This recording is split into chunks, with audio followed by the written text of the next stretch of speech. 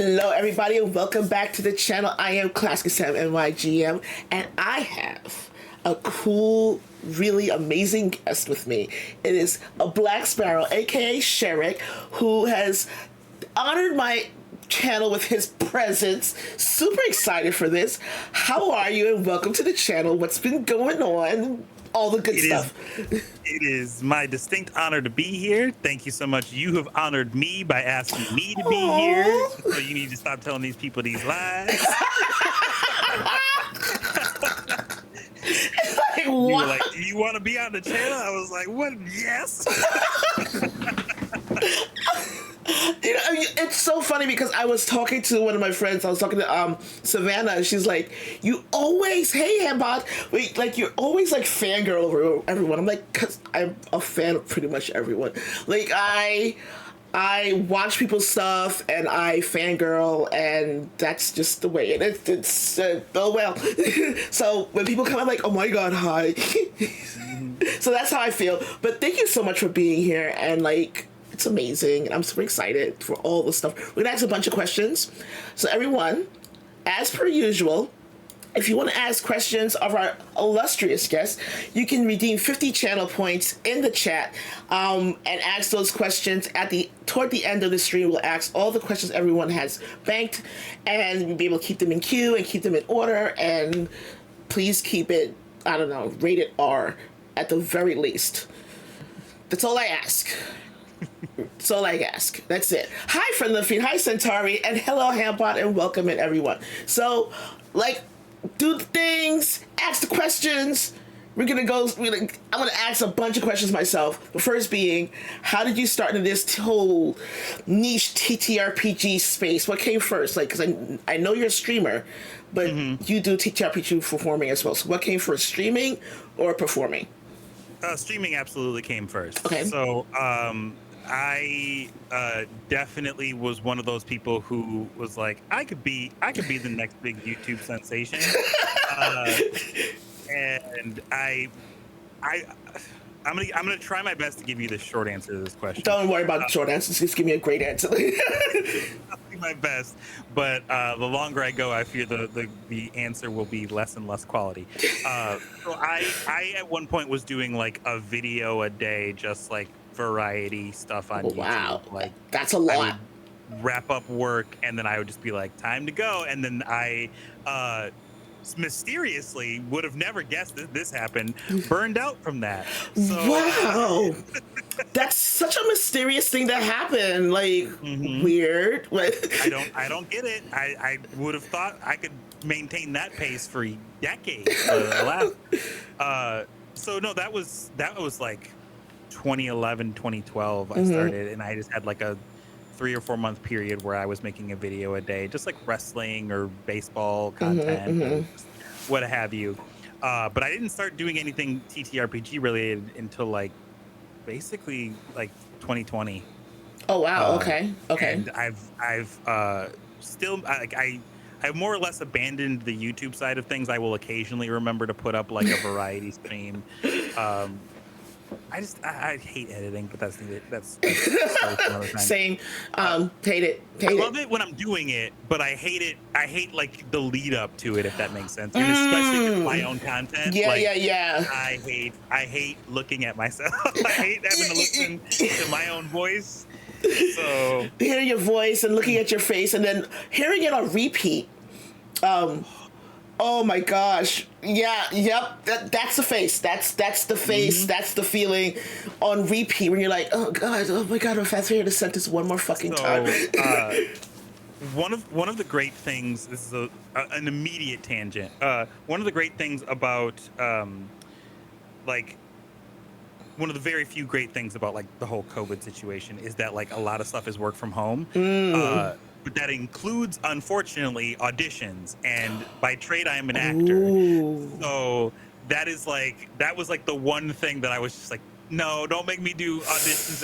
It's nice because like I can just like knock an audition out at like 8:30 at night, and I don't have to like, I can put on like a suit and a tie and a blazer and then have like pajama pants on below. But like then I have to watch it back and make sure that like the audio sounds good. And Right. I just bring my wife in. I'm just like, yo, can you just watch this? I need to walk out of the room. I need to not see this for like 2 seconds. Like for 2 seconds, I need to not see this whole thing. Oh my God, that's amazing. I love that that's a thing. So you spoke that, you got into TTRPGs and everything else, but it's still a niche thing. It's not like TTRPGs is very, very niche. It's not as popular as it is on Twitch. It's still a niche thing. Why did you choose it? How did you choose it? And why this for a social media outlet? Sure. I ultimately like had to like re-fall in love with TTRPGs because my first experience, and I know I'm not alone in this, no bueno. Yes, same. But like to the point where I was just like, if this is what Dungeons and Dragons is, Fuck the count shit. me out. Yeah, I'm same. good. Yep. I was like, nah, no, thank you, not for me. And someone else had to kind of bring it back around, and then I got involved with a group that I will not name for various reasons, and then we split off into Feywild and Out, and it was like an outlet for creativity in like theater, if you will. That like it wasn't like I was missing it, but it was like, if I get to do this more, that sounds great to me. Like I love acting, and that is, to me, that is like it's a smaller stage, but it is still that. Right. And I love it. Like it caught on immediately. Why did I choose it as a social media outlet? Honestly, I don't know if I have. I do make TTRPG content, but I always feel like I'm like miles behind everyone because they'll be like, they'll put out it like so. Midnight Heather or Aether was I gotta sit down and make some TTRPG content, and I went, oh no, I'm not doing any of that. Oh my, okay. I'm so glad I'm not the only. There's so many times I'm like, I gotta, like, people are like, I'm doing this, I'm on this AP, I'm running this, like, this channel, I'm doing like all these different things, and then I'm like, okay, I need to do more. I am so behind. I'm with you. I feel miles behind. Like, I'm trying to think, like, a couple of people that I know that just do it, like Spunky Taylor and Meadow and Keon, Diana of the Rose. Yes. VJ, like, just doing like a tick, because I think Heather is included in that list. Heather was like, I need to make some TikTok content, and I was like, oh no, I better not look and see when the last time I put a TikTok that just wasn't like a stream schedule up. Yeah. Because I'll hurt my own feelings. Oh God. You know what? It's one of those things that you complain about it a little bit. You're kind of like, oh, my numbers are so down on TikTok or whatever. And you're like, oh, I'm not posting. No, I don't complain. I know it's my own fault. I just gotta get back to it, like I know it's so it's like whenever people are like, oh, you should apply for creator badge, I'm like, I should, but I'm not really like, I'm not doing, so you spoke about TikTok, you spoke about Twitch, but you're also on Instagram, all over Instagram as well. All these communities are very, very different from each other. How do you balance the difference between the communities and interact with them the way you should? The way I should? Way you should, or way you could, or way you may want to, But you're 1,000% correct. Like the way that TTRPGs are on like Blue Sky, way different than Twitter, because Mama named it Twitter. I'm gonna call it Twitter. It's Twitter. And Threads. I would say of all of like the primary social medias that we've kind of named, I think I'm on TikTok the least. Ooh, okay. I very rarely get to D&D / TTRPG content on my TikTok thread, but I think that's also just like because before I was like, for lack of better words, taking it seriously. It was like streamers and like political activists are who I follow on TikTok. Yeah, So yeah, like yeah. I get a bunch of people who basically just like give that content forward. Um, or it's like funny clips of a streamer like playing a game with their friends and stuff like that. So you're absolutely right. It's very different. So I personally have not mastered that in the slightest, but I am aware at least that like they are a bit different and like handling things a bit different. Like I feel like from my perspective, Threads is kind of like where you go if you want to have like TTRPG discourse and like Yes, yes. conversations. And Blue Sky is more like you'll go there to promote a thing that you're doing and then just like have like early Twitter, just like LOL XD random thoughts, Yes. you can kind of do both of those there, but you could also kind of organize a bit on Blue Sky. Okay. You've got like your starter packs and you've got like custom feeds and Yeah, stuff like that. you can find a bunch of people on Blue Sky because of that. Because especially with the starter packs, I've noticed like, oh, there's a bunch of these where I could like just make people. Yeah. Such a genius idea. I don't know how like the bigwigs that like used to run Twitter didn't think of like, here's a way to just get a whole bunch of people to like follow immediately. Yes. Like, yes. because it's just like it's essentially just being like you're subscribing to a newsletter of sorts. Like, here's a bunch of people that like this thing. I want to follow all of them right now. You know, like I'm a big pro wrestling fan, so to be able to just like follow like a bunch of like the big names on that is perfect. It's so good, and it's I was so impressed. I was like, "What's a startup?" Oh, so good. So tell us about how you became a TTRPG performer, though, because not many people kind of think of this like, I want to do this for a income or a living or as a thing that I consistently do. It's not a thought process to go to. Why TTRPG performer, and how did you become a performer? Yeah, so like I mentioned, from my first experience was not a very good one. My first ever dungeon master was very like I'll say he was very fun police.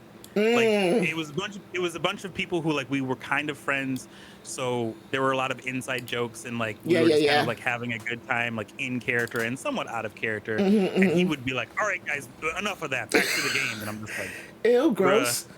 All right, okay. And he ended up running the module, The Lost Mines of Phandelver. If I remember correctly. Okay. And he basically threw I think it was a green dragon at us, and I was like super cautious because I'm like, I'm the first ever D&D game. Yeah. You throw a dragon at me, I'm not gonna like run and gun home. Like, let's go fight the dragon. Like, what do you mean? It's in the name of the game. I'm gonna handle this with care. But one of the other players was like, "LOL, I'm gonna go talk to it," and the dragon like just like killed him outright. And then even though I was in the next room, got hit with the poison cloud, and he's like, "Yeah, you lose like you take 70 points of poison damage." Oh, that's and I'm just like, shitty, dude.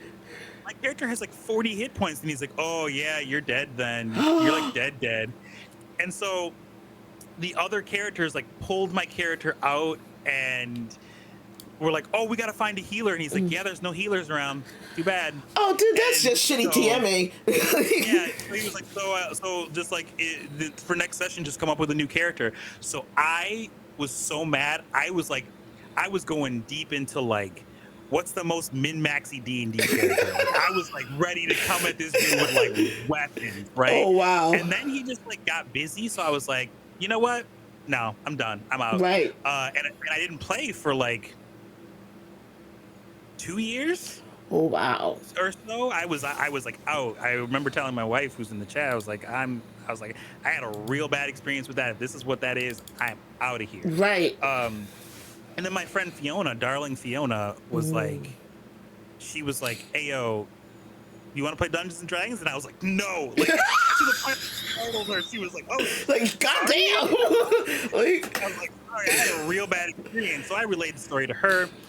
She was like, "It's not that. Like, I'm DMing. You'll have a blast. Like, come come play this game with me, and it was an offline game. Okay, okay. So both of these games were offline. So I joined that game and just had a fantastic time. Like my friend Fiona, Kyle David Perry, and a couple other folks were in it, and I just had a great time. And I was like, okay, so that was like an Oh, outlier. that was an anomaly. Yeah, Oh, I he was was like, just oh, a so dick. this isn't that. Got it. So after that, I was like, well, this is fun. I would love to play this again, but I didn't know anybody in the community. It was like just my friend Mm, Fiona, who like ended up getting busy with her job. So I was like, okay, well, I kind of was just like, all right. And then one of my friends was like, hey, I'm in this TTRPG group. We mm-hmm. play like on Twitch. And I was like, oh, okay. So I joined their group. We played for a bit. I won't get there's tea, but like I'm gonna leave that in the pot. Yeah, yeah, Like, yeah, yeah. so that we ended up just kind of splitting off onto our own group, which is Feywild and Out, and the rest is kind of history. Oh my So God, I love that. I love that. that is, believe it or not, the short version. Speaking of Feywild and Out, then, Yeah. like, you are one of the founders of Feywild and Out, and we discussed earlier before the stream how I giggled with the name for a good little bit, to the fact that my friends and my family think I'm nuts. But what does it mean to you, like, creating this whole space for not only just playing Dungeons and Dragons and TTRPGs, but for Black, Indigenous, and people of color to have a space to be able to do it freely and safely? It means the world to me, honestly. The impetus for Feywild and Out was like I would go on Twitch, and again, nothing against y'all, have your fun, etc., etc. And I know other guests of yours have brought this up, so it's nothing new. Right. But like, I would go on Twitch, and even to this day, I would go to be like, okay, Feywild and Out's gonna raid somebody, and I'm like, wait. Right. They might, but it's just one. Like, Right, you know, right, like right. you would see one black guy that is like hanging out in his stream with like 5 other dudes who have like the same kind of beard pattern, and they got like the same like T-shirt. serious D&D like scowl, and it's like, guys, come on, man. Like this, so this is supposed to be fun. so like, while Feywild and Out started with mostly white folks, we made a supreme point to be like, when we run a game, it's at least going to be 50%. Okay. Okay. Like, at minimum. So like, you know, a couple of our previous campaigns, we'd have people on or what have you. Mass Effect Mirage, it was like the only person that was not a person of color was the GM, Serenity, Right, who right. like, has joined us on Feywild. And other games that we've played, like, we made a point to just be like, no, people of color are on here. I love And I want to shout out people like Meadow and Taylor, who have like gone on to like threads again, where you can have that TTRPG discourse really, and said like, "Ayo, what are you doing? Like, if you're like, you know, if you're playing a mostly white game that's not a home game, it's a home game. It's all your friends. Go for it. Right. But like, the online TTRPG community does not need yet another like group of people trying to be Critical Role. You know, like the whole point of it to me is like, you're getting diverse stories that like you might not get otherwise. Okay. You know, so like, I get that. I love that. So with Feywild and Out, does it have its own its own channel, or is it like you're under your Twitch channel? Nope, it's its own channel. So twitch.tv/Feywild and Out. Okay, We are on a okay. break currently. We kind of like will play.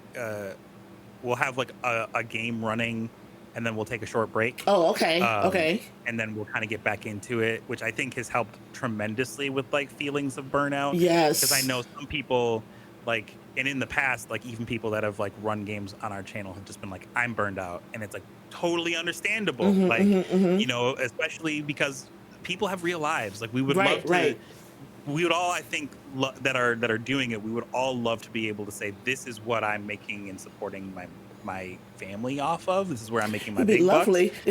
Would be, but, like, the truth is that people got kids, people got bills to pay, people got, like Got a mortgage, they you got got jobs to work, taxes. they got other hobbies to Hmm. indulge in because, like, it is for a lot of people, it's just a hobby, and that's fine. Hmm. Um, the problem comes in where when you try to make it a job, especially when it's Right. not supporting you Right. know? So So you spoke about burnout, and I kind of want to touch on it a little bit. But a lot of times, people try to push their way through burnout. They kind of fight their way through it as best they can to come out on the other side. yeah. What do you think is the best way to mitigate that feeling of burnout for something that you absolutely love, and be able to come back to it in a mind frame of, I love doing this. It's not something I want to ever stop doing, Mhm. and still not being still not hating it because of the burnout. Yeah, so like I said, I think that a big problem with burnout in the TTRPG community is that a lot of people, and they're not wrong, and I'm not here to wag fingers or Hmm. chastise anybody. They get this feeling of I have to make it because of algorithms Yes. like Twitter and YouTube and Twitch. It's a lot of it's very similar to the theater world. Whereas if you're out of sight for a lot of people, you're out of Hmm. mind. Like Yes. if you're not making some sort of content, people aren't thinking about you to send you dice or send you a rule book, Hmm. to Hmm. review or Hmm. any of that Hmm. kind of stuff. So for me, I guess it becomes a situation of like, hey yo, if I'm feeling some type of way and like TTRPGs are just like becoming a chore, I gotta step back. I gotta do something else. Like, which is why like I personally focus on as far as like my online presence isn't just Feywild and out. Like Okay. Okay. if you go to my Twitch channel, like I'm playing variety games. I play games with my friends Yes. on Saturdays that have nothing to do with Yeah. TTRPGs. Yeah. Yeah. Like so like I mean just this past week I streamed 3 times. I was on streams 3 times, but none of them were on my own channel, and 2 of them were like a one shot, Okay. and one Okay. of them was like Divinity Original Sin 2 with my friends, like, So uh totally like full, still kind of variety, but still in the gaming space. yeah. Okay, I Yeah, yeah, love yeah. that. Fair warning, And guys. I By the way, I'm sorry. I apologize for sneezing, but I have a go cold, for it. so Yeah. sorry. I don't know where to tissue is, so it's fine. Okay, sorry about that. You're all good. And I hope you feel better soon. I I'm hope so so. sorry you It's feel so unwell. cold. It's okay. Uh, but yeah, I honestly I think there needs to be time to step back and do other things. I love that. Um, Because listen, I would love it personally if I could look at my schedule in a week and go, Monday's a TTRPG, Tuesday's a stream game, Wednesday's a stream game, Friday's a stream game, and then I'm on like a channel or a panel on Sunday. Right, I would right. love that. Who wouldn't? My wife. Like, you know, babe, we're married. who else wouldn't? My dog, Yep. my birds. Who eventually would get real sick of that? Me. So like being able to say, all right, today is the day I can watch Monday Night Raw. Today Right. is the day I can sit down and go watch hockey with my friends or go to a baseball game and stuff like that. Like as far as I'm aware, and I'm not really in a position to tell like people who are big time what to do, but like take some time for yourself. The community will be here when you get back, Yes. and Yes. I personally think that people will remember who you are. Is if you are if you If you're, choose to be memorable, people will they're remember gonna you. remember, That and is it's okay. It's okay.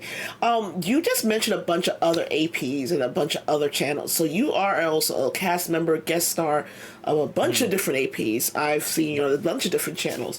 Tell us what they are, and how you Mhm. decide to be part of these groups. Sure. So I promise I'm not trying. I get very in my head about like bragging, if you will. So if it sounds like that, just know that everyone who knows me knows that it ain't that. Um, I've been doing a lot of one shots lately. So I was just on Help Action Needed's channel. I just did a one shot of Under the Autumn Strangely, which was Mm. very sad and threw me a bit Mm. because I always bring tragedy to my characters, but like I don't focus solely on it. So like to Right. do that was interesting, Yeah, very yeah. good. Don't get me wrong. Like I'm not a complaint. Um, uh, but a very good but very sad experience. Yes, yes. Um, Feywild is going to come back. We hope to do Mass Effect Mirage Season 2. Okay. Can't say when. Just know that like whenever we do games, it 9 times out of 10 it's on a Monday. It's on a Right. Monday evening. So like you can check my socials or Feywild socials for more info on that. BioShock Perdition is a game that I'm doing relatively soon. And I don't know when the I don't remember the channel name, but Hmm, again, hmm. check my socials. I Um, love that you're saying all these different things. We just talked yeah. about burnout and how, like, it just goes right into how are you managing to do all these different things in everyday Hmm. life because like you said, you're married, you have pets, Hmm. you Yeah. have other things. Like, you just named a bunch of stuff. Well, like so with at least a couple of those, they're just one shot. So it's like I'm doing this one night and then I'm moving on to the next thing. Uh, so to be fair, BioShock Perdition is in like a couple of weeks, so that hasn't started yet. Uh-huh, uh-huh. But that's like a Sunday evening, which like tends to be not a day that I tend to play a game on. But to answer your question, Notion, Google Calendar, Grace, and Hope. those Yes, those yes. things in short order. Um, uh, but as far as like another thing with burnout, if you have to keep playing TTRPGs, what I have found is play different ones. Yes. Play There's different more than ones. Dungeons and Dragons. So there's and to get back to your question, there's a very unique anomaly with me where a lot of my friends or people who just like have heard of me will be like, "Hey, do you want to play this TTRPG?" And I'm just gonna throw this out as an example. I love them, don't get me wrong. Hey, do you want to GM Dune? And I'm like, Who? do you know who I am? Wait, Because I what? don't know a thing about Dune. Like I know nothing about Dune at all. Not the original movie, not Timothy Chalamet. I don't know nothing about no Dave Bautista in it. Like, Oh so like, my god. like, uh, so I did Dune, like I want to say like early 2022, like right as we moved into this house, and I remember like my office was bare, and I'm like gearing up to do a Dune game. I had never read the books, I hadn't read anything about it, Oh wow. and my friends over at the Initiative Order, which unfortunately is no longer around, they were just like, "Do you want to run a Dune game?" And I was like, "I will be in it. I don't know anything about it." Uh-huh. And then Modifius asked me last year, they were like, "Do you want to run it?" And I was like, "No, I don't want to run it. I will be in it, But I'm not but I running won't that. run it." Yeah, no. And then BioShock, someone was like, "Hey, do you want to be in a BioShock game?" I was like, "I don't know anything about it." So like, and then literally as we're having this conversation, a friend is like, "Hey, how do you feel about Lord of the Rings?" And I'm like, "You people keep asking me to be in stuff, and I don't know anything about it." Like, I don't know what you mean. Oh my god. I love that. I love that. So there's been like this whole thing lately where people are calling themselves professional TTRPG Yeah. performers. The label just kind of popped onto itself within the community, but there's no real definition behind it. So do you consider yourself a professional TTRPG performer? And two, is there any such thing? I will I'll say this. My parameters for professional TTRPG player are the same as my parameters for a professional actor. Okay. And that is if at any point you have been paid to play a game, you are a professional. Okay. That is how I feel about it. And someone has paid me to play a TTRPG. They threw money at me. And so I'm going to say for me, that's how I feel about it. But I can also understand how some people may feel like that is like a title that you haven't Mm, earned or what have you, I totally get that. But right. like, so I'm gonna say yes personally. Hmm. Um, that those are my parameters that I judge only myself on. Okay. If Okay. other people feel differently about it, if you come to me and you say, "Hey, I'm like," if I went to PAX and someone was like, "Hey, I'm a professional TTRPG player," Mm. I'm not about to be like, "Who paid you?" Like, show me. Like, I don't believe you. I love that. I love that. So a lot of D&D players, actual plays, TTRPG performers, people who do this for either for a hobbyist or for some type of living, are theater kids, professionally Mhm. trained actors. Yep. That was what to say. Does that describe you? And do you think that it's a requirement to be in the space? Yes and no. Okay. It describes me. Do I think it's a requirement? Absolutely not. No. Um, because I think that there are a lot of people in the TTRPG community that have never stepped foot in a booth to do voice acting or on a stage or on a movie set or on a Yeah. television commercial, et cetera, et cetera. And they, excuse me, and they are some of the most creative people you will find around. It's like the old adage of like, in order to be an artist, you had to be discovered, like Right. in the '90s and the early 2000s. It's like, well, now you don't need record labels anymore. You don't need an agent Sure anymore. don't. You can just apply and be a voice actor and Yeah. be that's it, all you really need to do. So no, I don't think like I think it helps Hmm. a trained like actor or voice actor, but I don't think it's a requirement by any stretch of the imagination. Oh, No. I love that. I love If that.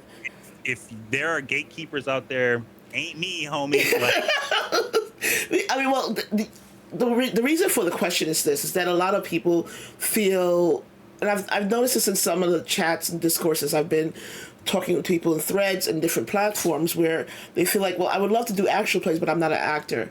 I would love to mhm, do like start doing stuff on Twitch with TTRPGs, but I'm not a professionally trained theater child, mhm. theater kid.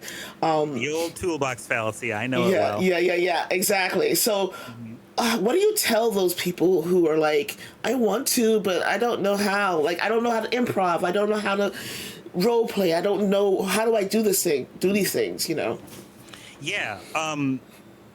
This is the rare moment for me where I feel like I can come from some place of authority as someone who has been a professional, like a trained actor. Um, Everybody's got to start somewhere, Right. honest and for truly. Like, uh, and that is advice to myself also because I definitely get in my head about like, well, I've never done so and so, and it's like, okay, but you know what? Like at one point, Tony Hawk had never stepped on a skateboard. True. Very. That's You know, true. You know what? uh, I feel called out. Goddamn. at one point, Pedro Pascal had never stepped on a set. Like, Right. and there are people like them who practice and work every day to maintain that. Like, Right. Right. you have to remember that like when you see Timothy Chalamet on stage or on Broadway or whatever, if you see him in a movie, all you are seeing is the result of the work that he has done to put out. You Right. do not see the work that led to that moment. When you see a Black Sparrow pretending to be a silent monk in a Pathfinder game, you're not seeing the extensive character work that I'm doing to build that character up. Right. You're just seeing the character. So Oh, I love like it. you really have to kind of be unafraid to be bad at something. Ah. Oh boy. Which like which like doesn't mean that like you're gonna suck at things, but a lot of people get in their own head and they will say, I don't want to do this thing because I will be bad at it. Right. And that's like stopping the marble before it goes down the hill because you're like, okay, well like if you do enjoy the thing, you're more inclined to hopefully do it more, and you're getting experience and hopefully Yes. getting better at it. So then you're gonna look back and all of a sudden go, oh, I've been playing this for like 6 months, and now I have like I'm not professionally improv taught, but I can work my way around a yes and well, like just with the best of them, Yeah, you yeah, know, yeah. like. Oh, I love that. That's so good. I Mhm. love that. So, with all the acting experience and theater experience that you have, you're in a couple of movies. I've watched one. Um, yes, I watched things. Hush. I hope I hope you're not talking about Zombie Frat House because I'm terrified if that is the movie you're I talking am about. not. I did not watch Zombie Frat House because it Okay, said good. zombie in it, and No. I have to prepare myself for zombie anything. Um, Okay, well, I'm not being humble when I say this. Don't. Don't do it. And I'll tell you why. yes, I will tell you please. I why. need to hear It is why. so it is a film that I was in literally like 10 years ago, Okay. but it is only recently seeing the light of day. Uh huh. Um and it is very raunchy. Okay.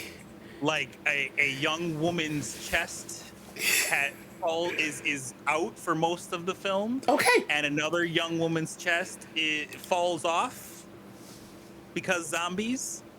Alrighty then. Well, what? Yeah, yeah. very That's watchy and very cringy. yeah, yeah, yeah. I love that. Well, I saw Runner, and I thought Runner was Oh, very what did sweet. you? Yes, I was like, this is so sweet. I saw Can I Runner. tell you a secret about Runner? Sure.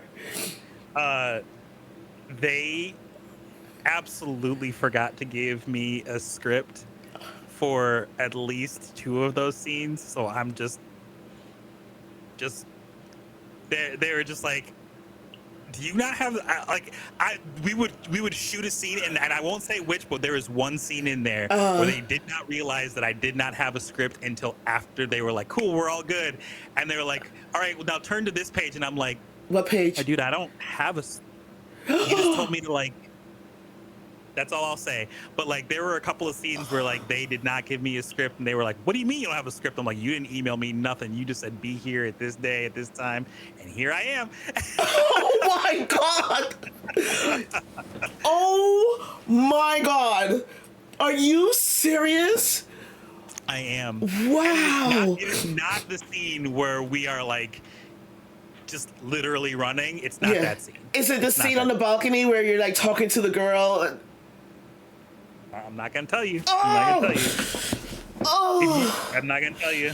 No, that's. I'm gonna let you. I'm gonna let you think on that one. Oh But man, I'm gonna have to think. Oh, I have to think about that. I gotta figure out what this is now. I genuinely don't know where you can find Runner nowadays. How did I find it? I saw that in your IMDb, and Uh-huh. then I kind of like first I googled it and it came up with what's his face's movie, The Runner, and I was like, no, Mhm. that's not what I want. Um, so then I put Runner 2015 and the director slash writer, and it Yes. popped up. I was like, oh, I could watch it.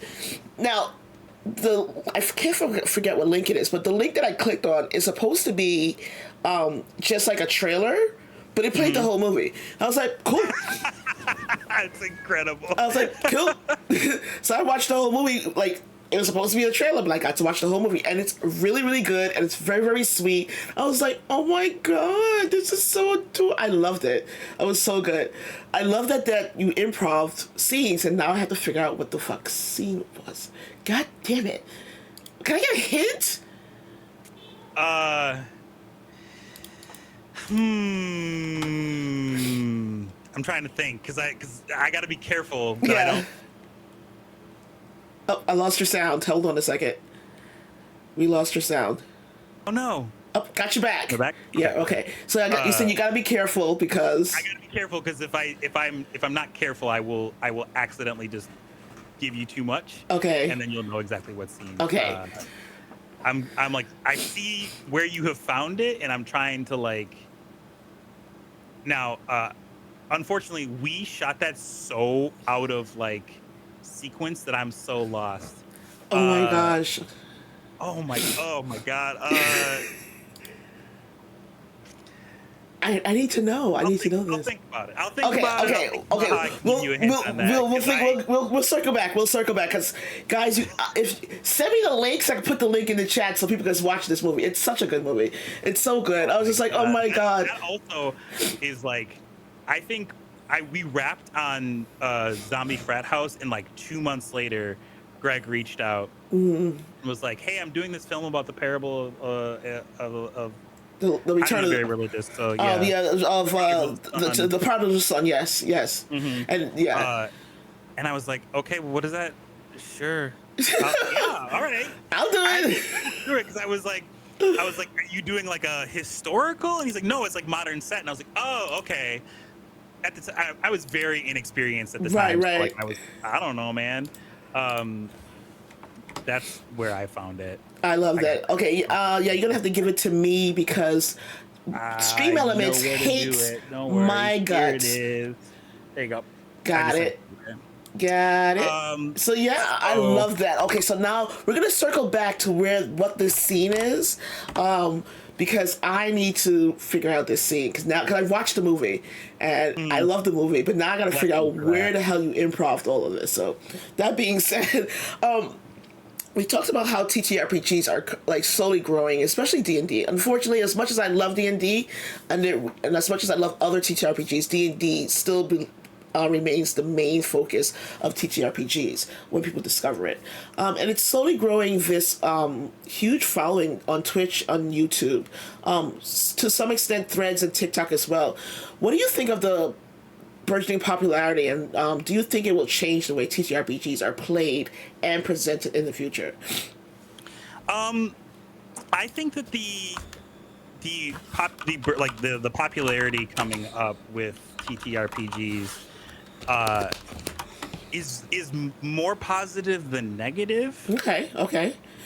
Um, and the reason that I say that is because with anything that becomes niche and popular, it is eventually going to become oversaturated. Yes. Like, so, like a perfect example would be like your Jacksepticeyes, your Markipliers, et cetera, et cetera. Like they were very niche and they became popular, and then everyone decided, well, I want to be niche and popular. Popular. And then there was no longer a niche. It was like that is the majority of YouTube is people just playing games on the internet, Yes. Screaming at the like, top of their lungs, like their lungs. Banshee. Yeah. You know. Uh, Okay. so I think it can. I think for the most part, it can be very good. I'm gonna be a little bit controversial. I also think that like the bad part is that it tends to attract some very abusive people. Yes. To me, and not just TTRPGs, anything that gets popular. Yes. Yes. Because there are some people that like did not mature past high school, and they see it as a way to like get clout or power, and it's like, yo, can you keep that in your home game, bro? Yeah. Like, Can you dial it back a bit? Like I need you to chill the fuck out.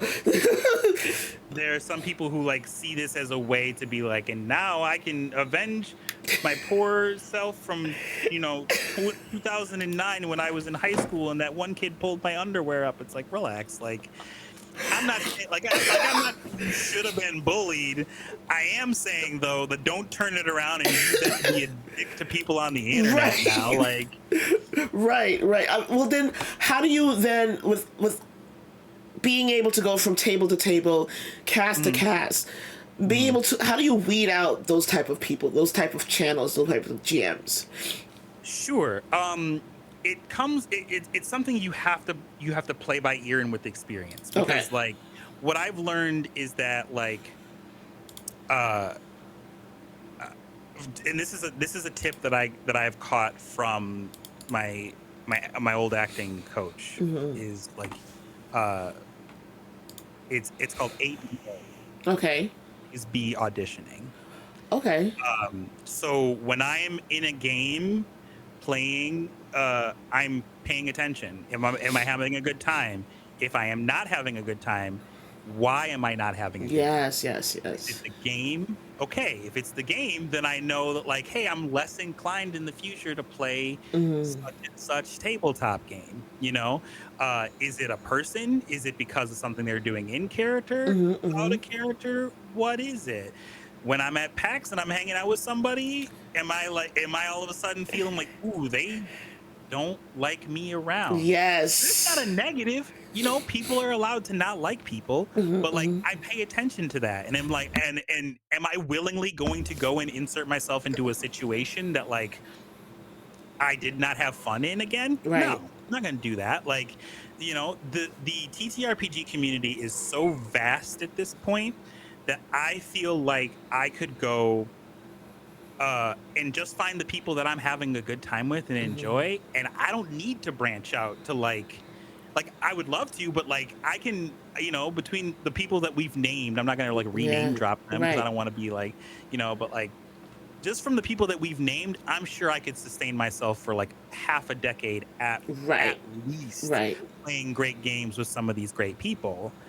So like if there's people like there's no reason for me to go and seek out a person that like I tolerate at best. Yes. Yes. Like Yes. Yes. I don't need to do that. But to get back to you, it's like I'm always trying to pay attention to like myself and my gut instincts and like am I having a good time in this game, Hmm. and if Hmm. not, or if am I seeing something on threads or Instagram or blue sky where like um here's an example. I'll touch spicy. That's okay. We can touch With spicy. Big Bad Con, there were from my experience way too many people that were very like, you guys, it's the left eating itself or whatever, by like basically asking a convention that is very pro BIPOC people to Yeah. do better. Yeah. And I was like, see, I don't want to be at a table with y'all because y'all move real This is strange weird. when somebody asks for accountability and some like respect in Hmm. their own movements, and you turn around and you say, well, this is a waste of time, and we shouldn't be. This is how Big Bad Con is gonna die, and it's like, listen, Yeah, I Big remember Bad that. Con is gonna die because they don't want to say like free Palestine with their whole chest, and I don't know if they should be around. Right. Like, Right. Exactly. You like know. maybe they do need to split at that point. Like I love that. so you have to pay attention, and like that's one of those things where like I'm not the most active on social media, but I pay Hmm. attention. Okay. So like Okay. there are definitely people where like I will see a chat and I'm like, that's not to say like that's not a threat or anything, Right. but I'm like, Right.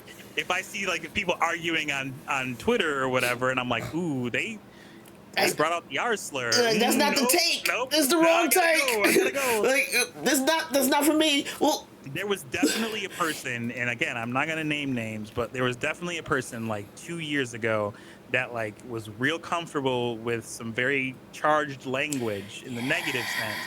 And then they came around and were like, "Hey, do you want to play a game?" And I was just like, "No, thank absolutely you." not. Like it wasn't like in the same breath or nothing, but I was just like, I I remember that know you you. said a thing or two, so I'm gonna. So I with that, then mm. you spoke about being at the table. Hello, Boss Jellybean. I know, right? Janelle's amazing. You spoke about being at the table and checking in with yourself about being uncomfortable, about what it is that you're uncomfortable with. But what about right before you get to that table? What about before that interaction? Because a lot of times you try to prevent the discomfort in the first place by not only researching the people or the person and not necessarily finding something, but Mhm. also research like getting to understand like have they been a problem that no one knows about. Yeah, I hear you on that. And sometimes that, like I said, that comes with the experience. Like Right.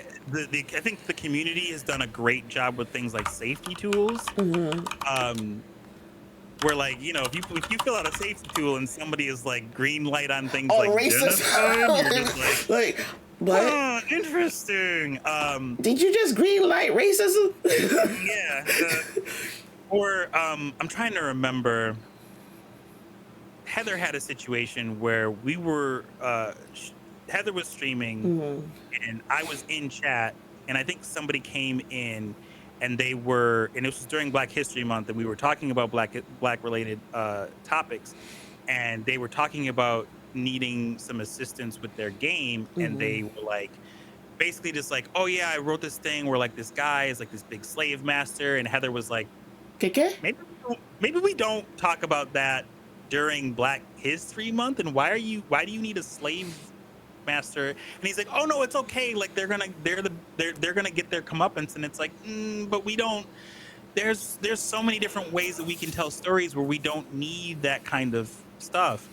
Um, Why? Why? What? Okay. yeah, I don't want to get too deep into Yeah, it yeah, because yeah. like it's a thing that like I remember a bit from a Heather stream, and I think for the record, I think Heather handled it fantastically, but it was just like an example where I could come up with where I was just like, why use the brain, Yeah. Use the brain.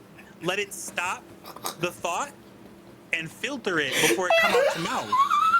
Use the brain. It's there. You got it. Use it. Use the brain. I need you to. Can you use your frontal? This part right here, the frontal lobe. Use the lobe that is in the front that is hopefully developed at this point. So. But to answer your question, you have to be your own advocate. You have to be willing and able to stand up and say, hey, so I know I said that I'd be cool with this game, but like this is the new circumstance, and I might need to like dip if that's going to be the case. I love that. So that leads me to my next question. Then, yeah, go ahead. Have you had a really bad session? What was one of your worst sessions, and what have you learned from that coming out of it? Yeah, I have been generally pretty blessed with having, like, I'd say, like, if it's a ratio, it's like 95-5. Oh wow! In terms of like good to bad, Yeah, yeah. experiences. The first one we've already talked about, and I guess I got lucky because I was a little scared to stand up to myself in that one, but the game just ended up dying by virtue of him getting busy. Okay. So I got lucky in that regard. But the other one, basically what happened is Hang on. We're gonna have to go back a second. Sure. Can I get a test on you? Yeah. Nope. No sound. Hang on. Let's see what's going on here with this one. This is new. Uh-oh. All right. Nothing. Keep talking. Let me try and mitigate this one. Look at us being all, We are doing some side effect. Huh. I'm IT getting gain. Sound clear on stream. I don't have you. So the sound is clear on stream, but I don't hear you. And also, thank you, Cherney, and welcome in. Okay, so why don't I have you? I don't know what happened. I didn't touch anything. Interesting. That's so strange. Let's bring up advanced audio. Hi, Journey. How are you? I hope you're well Guest today. is at Sam is awesome, and I'm having a great time chatting with Sam on stream. Okay, cool. Got you. So also apparently everyone can hear you. I just can't hear you. I was doing my I don't know what to do, so I'm just gonna sing the words that I'm saying. This is what editing is for. You know, I mean, I haven't edited shit in like months. I just put it out there. I don't care anymore. Like it's fine. So yeah. So what is your worst stream? Like, what was the whole thing? What did you learn from it? So it's funny that we were talking about burnout earlier because I think that one of my worst experiences was as a result of burnout with no communication. So what happened basically is that the person got burned out from running a game, and instead of saying, hey, I'm burned out, can we take a break or something, they tried to push through it. Okay. And what that meant was that we would get to, like, if the game was on a Monday at 9 p.m., we would get to like 6 p.m. and all of a sudden they would be like, hey, I had to lay down because I'm just so stressed, or hey, I just didn't get to writing the stuff for today, or hey, I just not feeling it. Right. And that would happen out of 6 weeks, it would happen 4 times. Oh. And it's like, okay, so our campaign is we're not staying consistent. We're not doing anything. Right. Because, and not only is it like we're not streaming, but like we're saying, hey guys, we're coming back on Monday. It's going to be so great. It's Sunday. We'll be back tomorrow. Hey And guys, see you tonight. Due to unforeseen circumstances, this stream will be not commencing as planned with an hour beforehand. So like people are like, you know, right, they're jazzing up to play, and then right, it falls out. Um, and what I learned is that like sometimes you have to again advocate for yourself and be like, right. hey, so I noticed this is happening a lot. Like, I think maybe we should take a break. And Yes. maybe maybe this like long, like everyone wants to do these long sprawling APs where Yeah. like they want to do like what some people say in their home games where they're like, this is year 5 of this campaign. And like when you have to be on as a performer at once a week, Hmm. listen, I've been in a situation where I've done like 6 shows in a 3-day span. Right. Like just and that is tiring to It's be on exhausting. for an audience, Yeah. even for like an hour and 40 minutes. And some of these APs are like 3-4 hours, Yeah. an episode. You got to advocate for yourself. You got to listen to Mm, your body. If you're feeling tired, like go to sleep earlier. Maybe yeah. that's not possible, then make some other arrangements. You got to be able to pivot. And like I'm not here to tell people like just do it, forehead. Like no, like if you if you can't like if you're too tired, Mm, get rest. Rest is yeah. important. One of my least favorite cliches that has ever existed in our lifetimes is sleep is for the weak. No, sleep is for the healthy. Thank you. It's like Also, sleep is it's like lovely. like like and I know I sound like a little bit of a hypocrite because I stay up sometimes till like 2-3 in the morning, but like I'm able to get up at 9 and do my day. Right. If I Right. run into a situation where like I'm up until 3 a.m. and then I can't wake up at 9 to go to work, then I have to make that adjustment Right. as a responsible person, because otherwise then that's just on me. Right. It's just on me. At the end of the day, I'm making poor choices for myself. And so if somebody's doing that and they won't advocate for themselves, then you have to find a way to advocate for yourself and say, Mm, hey, if this isn't working, then I gotta go. Like, I agree. I agree. And also, I agree with your wife. Sleep is glorious. yes. Sleep is lovely. Um, so, you are, like you said, in a bunch of APs, but you are very good at infusing your blackness into your characters in a way that is supernatural, so unforced. Like I said, I've been watching your stuff for a while, and I don't remember what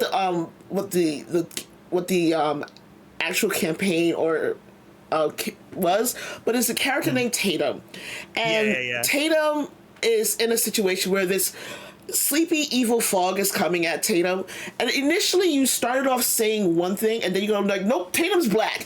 Tatum's gonna Yeah, run away. yeah, yeah, yeah. Is this Yeah. something that you do consciously, or is just part of who you are and how you perform? It depends. So using Tatum as an example, I wanted to do something a bit different with Tatum. So to give you a little bit of background, Mm-hmm. Tatum has been, and it's a Pathfinder campaign called Yeah. Crosshaven. Mm-hmm. Uh, we're like 6, 7 episodes in. Yeah. Tatum has not said a single word, not one. Yeah. Exactly. Like Silence. Sparrow has done a lot of Talk. talking. But Tatum's Saying quiet. Tatum does this. Tatum's voice has not been heard Right. hereto in the campaign. Right. So like that particular moment, I was like, it's gonna be, other than like looking at my face, if somebody's listening to this while they're doing the dishes, like Uh-huh. they're not gonna know. They're just gonna be like, here's a person talking. Right. And that was more for like comedic effect. Yeah. Yeah. But like I definitely will be conscious about it, because I would say of my TTRPG characters, 99.9% of them are black. Okay. Okay. And they're either a black masculine person, a black feminine person, or a black non-binary. Like Yes. that is where I roll with it. So like I will say like I try that particular moment, I think it was overt because I was trying to be funny. Right. Because I was like, wait a minute. Because you started off why one would way. Yeah. It was the way you started thinking off. about it. And I was like, wait a second. No, this sleepy fog is coming at me. Why am I backing up watching it come at me? That's not serving. That's just being an idiot. Like, turn around and run. Because I remember watching it, and I you're saying like, yeah, Tatum's gonna back up. Like you're like, no, wait. Tatum's gonna turn around and run the fuck away. Like, what do you mean? Yeah. Oh my god, I was dying. I thought it was the best moment. Oh, I loved it. Thank you. I appreciate that. I loved it. But yeah, so I find that like that is very important to me to make sure that like my characters are always black. Number one, because like that is the experience that I draw the most from. Right. As a black American, and number two, it's like why be in at a table essentially with a bunch of like people of color and then be a white person? Yes. Yeah. That's just me. Also, That's just me. Yeah. Also, I love the attorney's amazing. Yeah. Agreed. When your brain catches up, it's kind of like, wait, hold up, this is not right. And that's exactly, if you guys can ever catch that moment, you can see that particular moment on a Black Sparrow's Instagram page. Yes. It's chef's kiss. So how do you then balance like everyday adulting? Because you spoke about being able to stay up at 2 o'clock in the morning and getting up at 9 a.m. to go to work. How do you balance adulting and the TTRPG community that you're part of? Duct tape and hope, but I think honestly, having a job that is a work from home job, and also very, very supportive of me just being like, hey, I need time for a creative outlet, has been just impeccable. Right. So like, and also the fact that I am sitting where I am currently working. Right. I turn this way and my monitor for work is right here. So like I can go, okay, I'm going to work on TTRPG stuff because I am waiting to get back. I'm waiting to hear about this email or what have you. Like finding those pockets. And I think honestly, those things feed off of each other. Right. Because right. I don't get work burnout because I can literally stop working for like 20 minutes and work on a character or plan a stream out or like just play Balatro. Like, right. I can just chill for a second and then go, okay, cool. I'm going to come back and this person responded to me. I'm going to start working again. Right. It is definitely a delicate balance. It's not a perfect balance either because there are definitely times where I'm like, man, I just got through with like I just got done with 2 one shots and now I feel like I don't have anything on my schedule until Feywild comes back. Right. Or I'm like, I'm streaming Monday, Wednesday, Friday, Saturday, and I don't know when I'm gonna go out on a date with my wife. I'm sorry. Like, I love you. Yeah. You so much. Like, are you walking the dog this week? And I'm like, I promise I'll get it at least once. Like, I love you so much. Yeah. She has been the most supportive person, bar none, in my life. Aww. From the moment we started dating. Like, I genuinely do not think I would be in the position that I am if it wasn't for her. Because I would be like, so tangent / joke here, but it's an actual story. When she met me, we were in the play Hair. Okay. Like, one with colored fade and people get naked. We didn't get naked that time. Yeah. And my first job after that show was over, I was working for an MLM. Okay. Because I was like, why? I don't really like. So I was like, I'm just out of college. My only skills are like charisma based for TTRPG. Yeah. Like, so I was like talking to people I can do. But like, not a lot of people are gonna hire a random black kid who can just talk real well. Right. Right.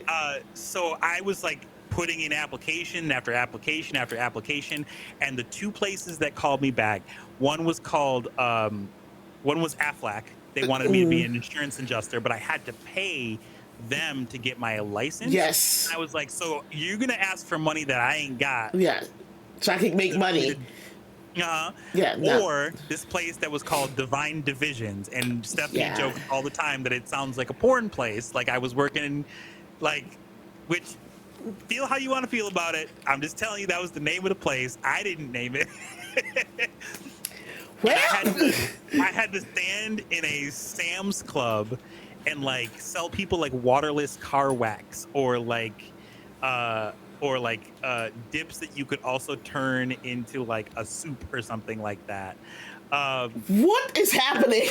yeah, and like I didn't realize that they were scamming me, but I got lucky by just by virtue of like somebody that like worked for like a legitimate company in Sam's Right. Club being like, okay, you talk real well.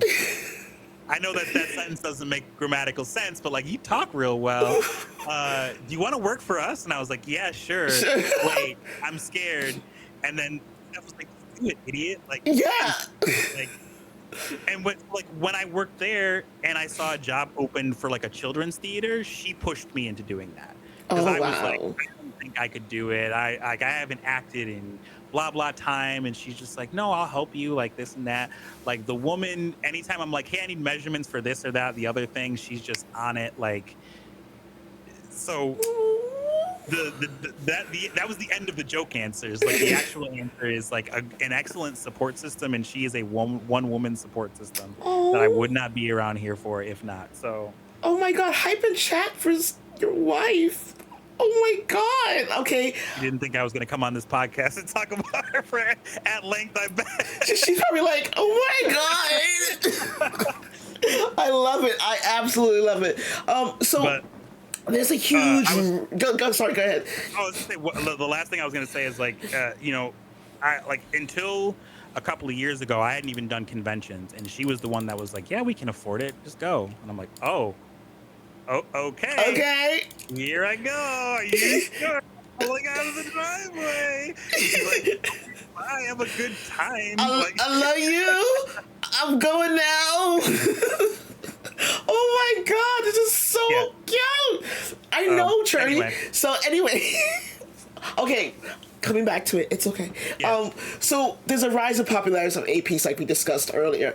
But you talked about going when you're trying to raid, going onto Twitch and seeing all these different channels of people who look the same. People who are mostly cishet white men. But I've noticed as well that you can go on to Twitch and see all these channels of people in their living rooms attempting to do the actual plays. When in actuality they're just home tables on Twitch. With the rise of popularity of APs, what would you say to someone who wants to take their home table and expand it into action play? And should they attempt to do so?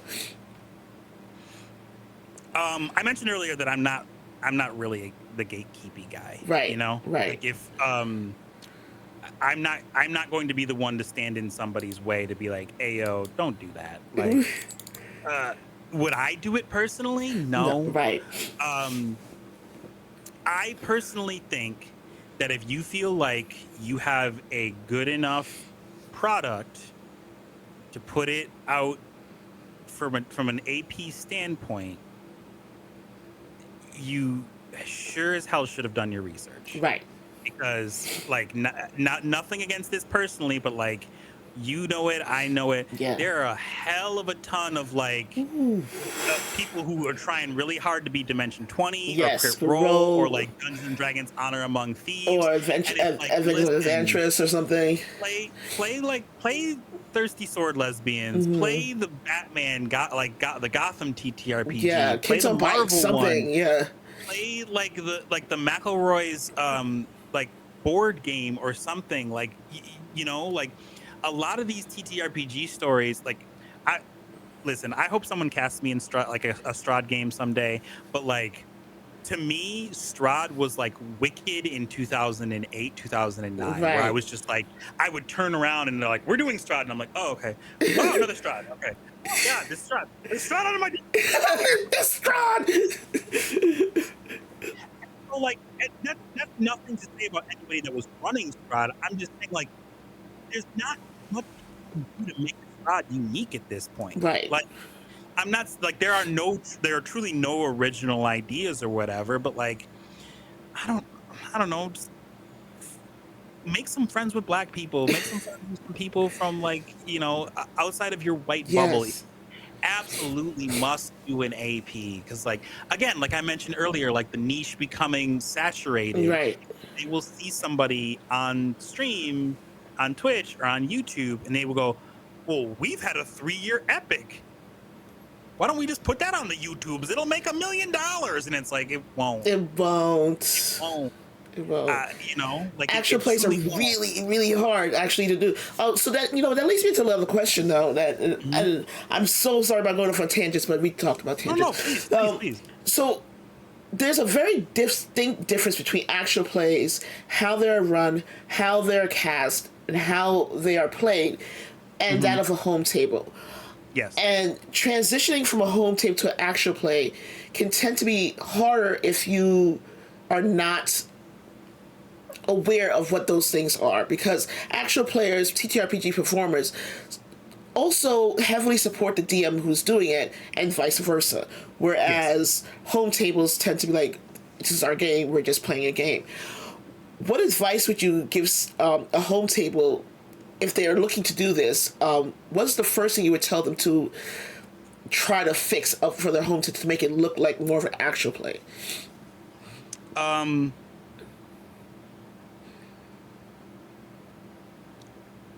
On again, I hope I don't sound like I'm being gatekeeping Don't about even this worry. because Yeah. one thing that I want to emphasize is that, like, I never want to stifle somebody's attempt at creativity with an asterisk there. Right. Because, like, on one hand, it's like I would rather they be trying to make an AP out of their home game than like making art with like Stable Diffusion or another AI or something. You Yeah. know what Yeah. I mean? Yeah. Like, Yeah. Yeah. Yeah. they're actually doing something and they think that they have like an original story they want to tell. I would rather they be doing that than be doing some like AI bullshit, you Right. know, like, Right. or like, or some sort of thing where like crypto nonsense, you know, like I would rather they be occupying their time with that than the Right. other thing. Right. But like, um,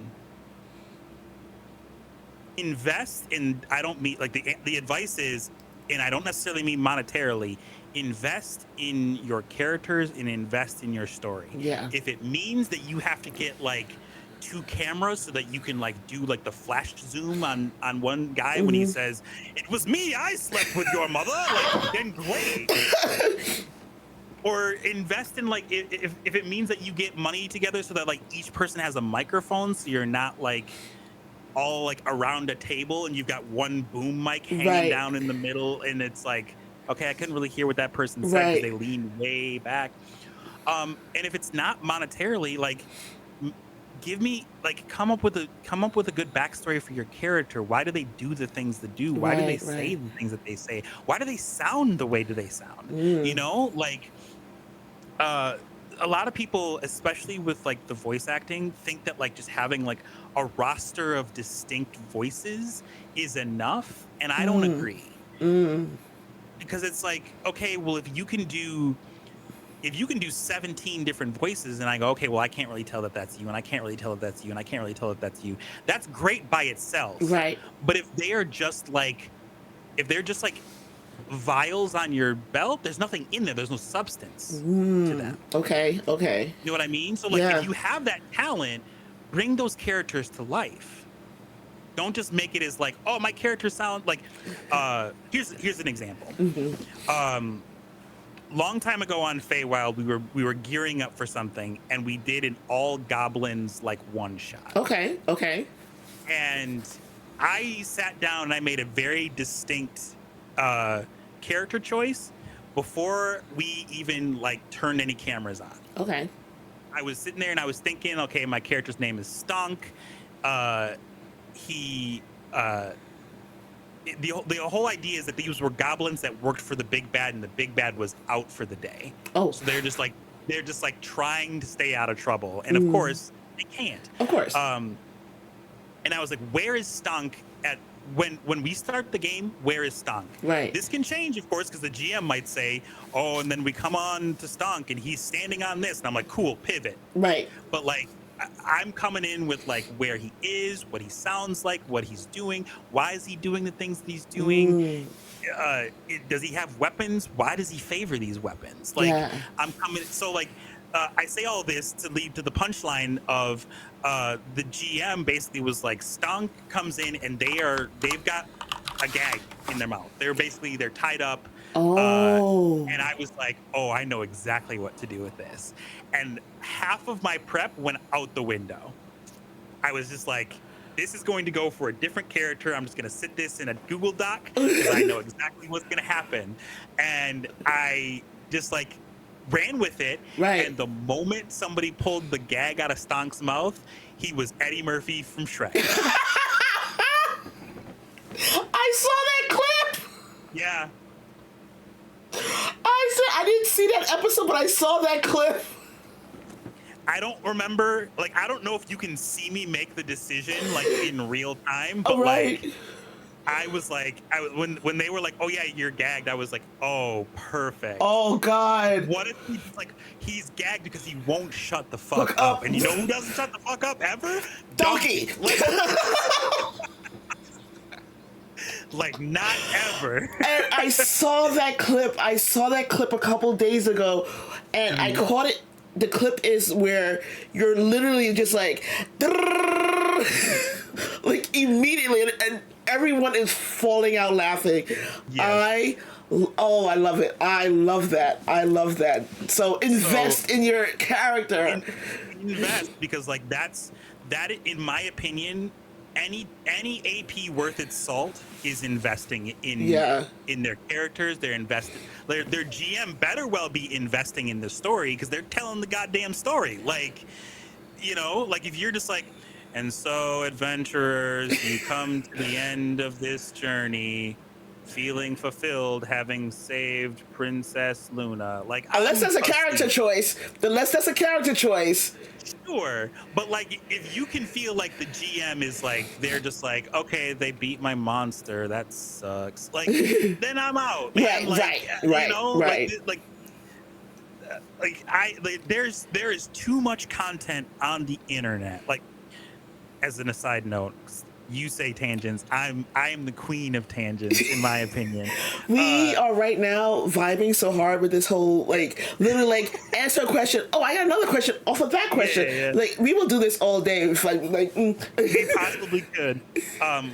The question that is the hardest for me to ever answer is like, oh, like, what TV shows do you watch? Because like I don't really watch television. Yeah.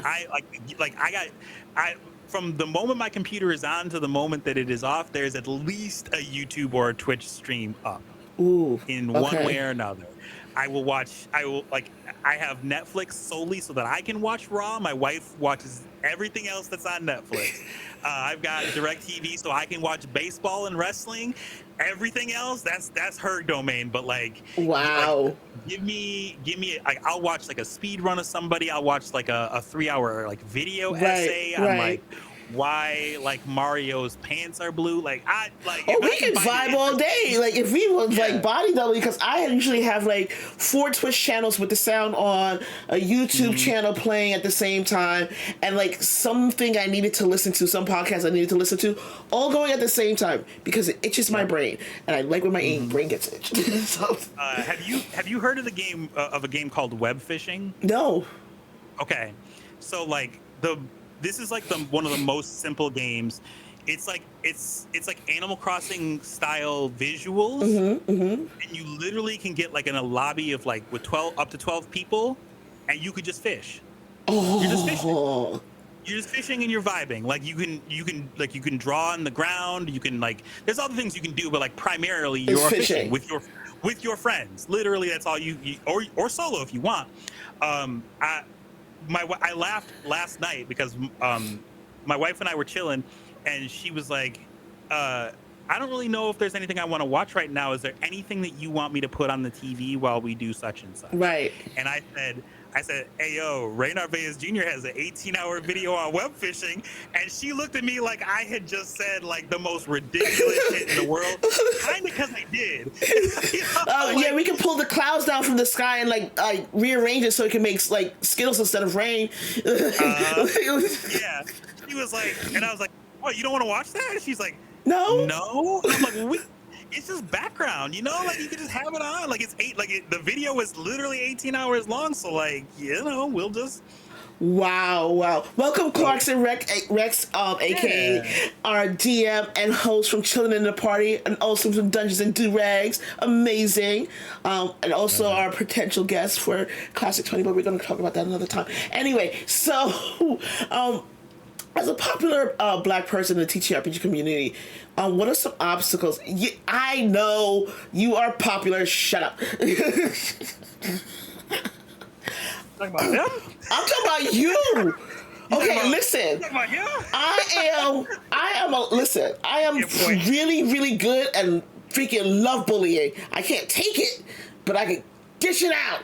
So, like I Same. said, as a popular black person in the Okay. TTRPG community, what are some obstacles that you have encountered or endured at your early tables?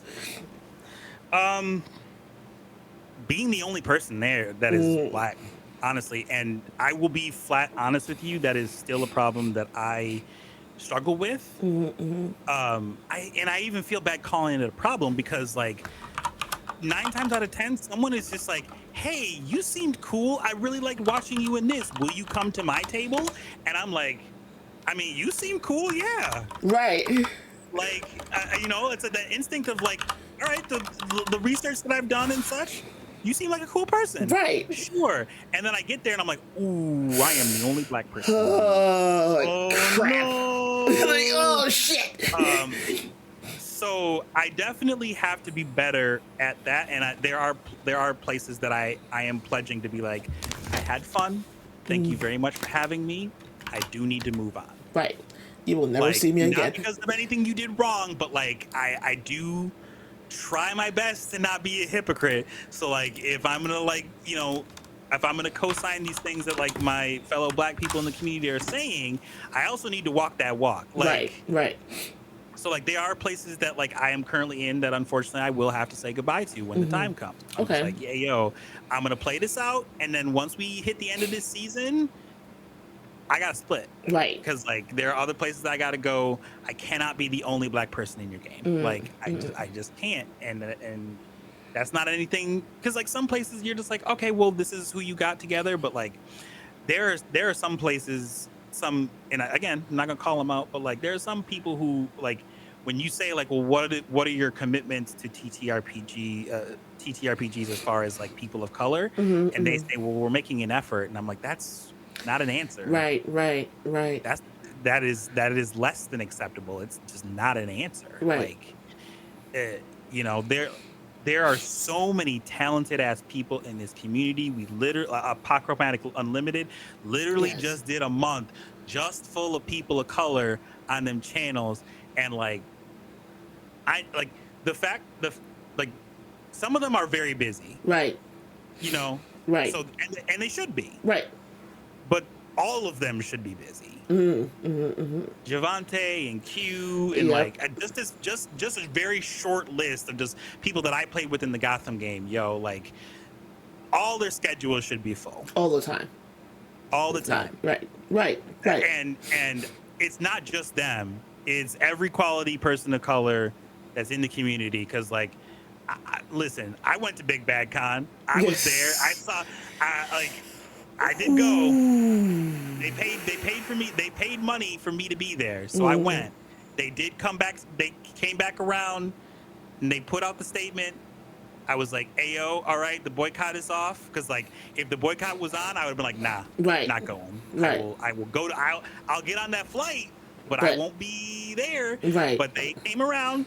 I don't know if I'll be there this year. We'll see. I'm still a little. I've given them the side eye this year. We'll see how Right. things play out. But like my point in saying that like I was there is that there were a lot of people of color in that hotel, and I actively and also some people that are of the LGBTQIA plus community, which like they also need to be working. Yeah. We need like, you know, It's a lot. It's a lot. And a lot. it I tends say to that be. all to say it's a lot, and they need to be working. Well, which you know? leads me right into the next question. What do you think the future looks like for intersectionality in the TTRPG community? I think that my hope is that it continues to go in the direction that it is currently going, but at a faster rate. And Gotcha. by that I mean, I think we need more of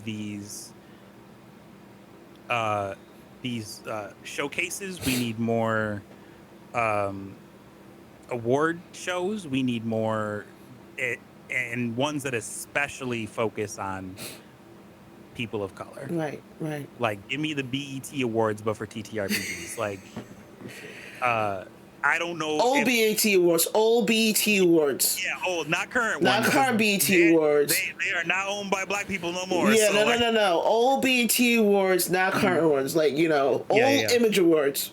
yes, yeah. Other one, yeah. They give you the old image awards. Exactly. We like.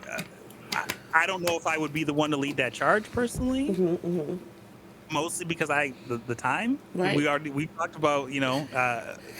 Do I step back to lead that?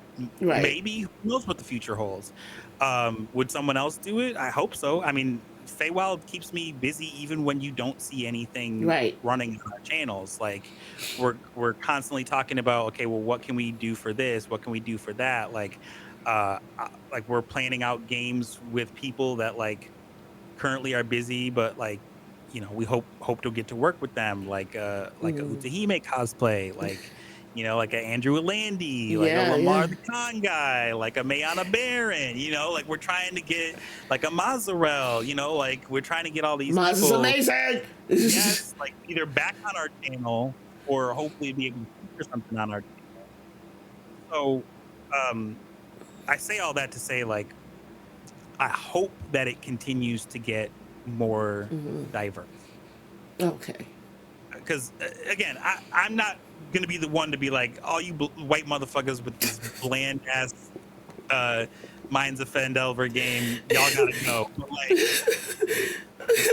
Yo. some sort of like Twitch or YouTube like guild for like people of color in TTRPGs. I love that. Like, I love it. That'd be amazing. And that'd be amazing. The vibes. Hello, King Arthur. Okay, if you want like someone who wakes up and chooses violence on a daily basis against his DM and his go to King Arthur because on a regular basis chooses violence. Love it. Love it.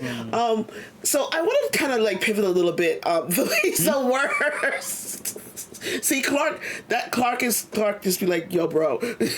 He wakes up every day like, how can I mess up Clark's day? If you invented magic in D&D or any TTRPG game, how would it be different and how would you make it better for yourself? I think this is gonna be a possibly not the best thing that you could ask me.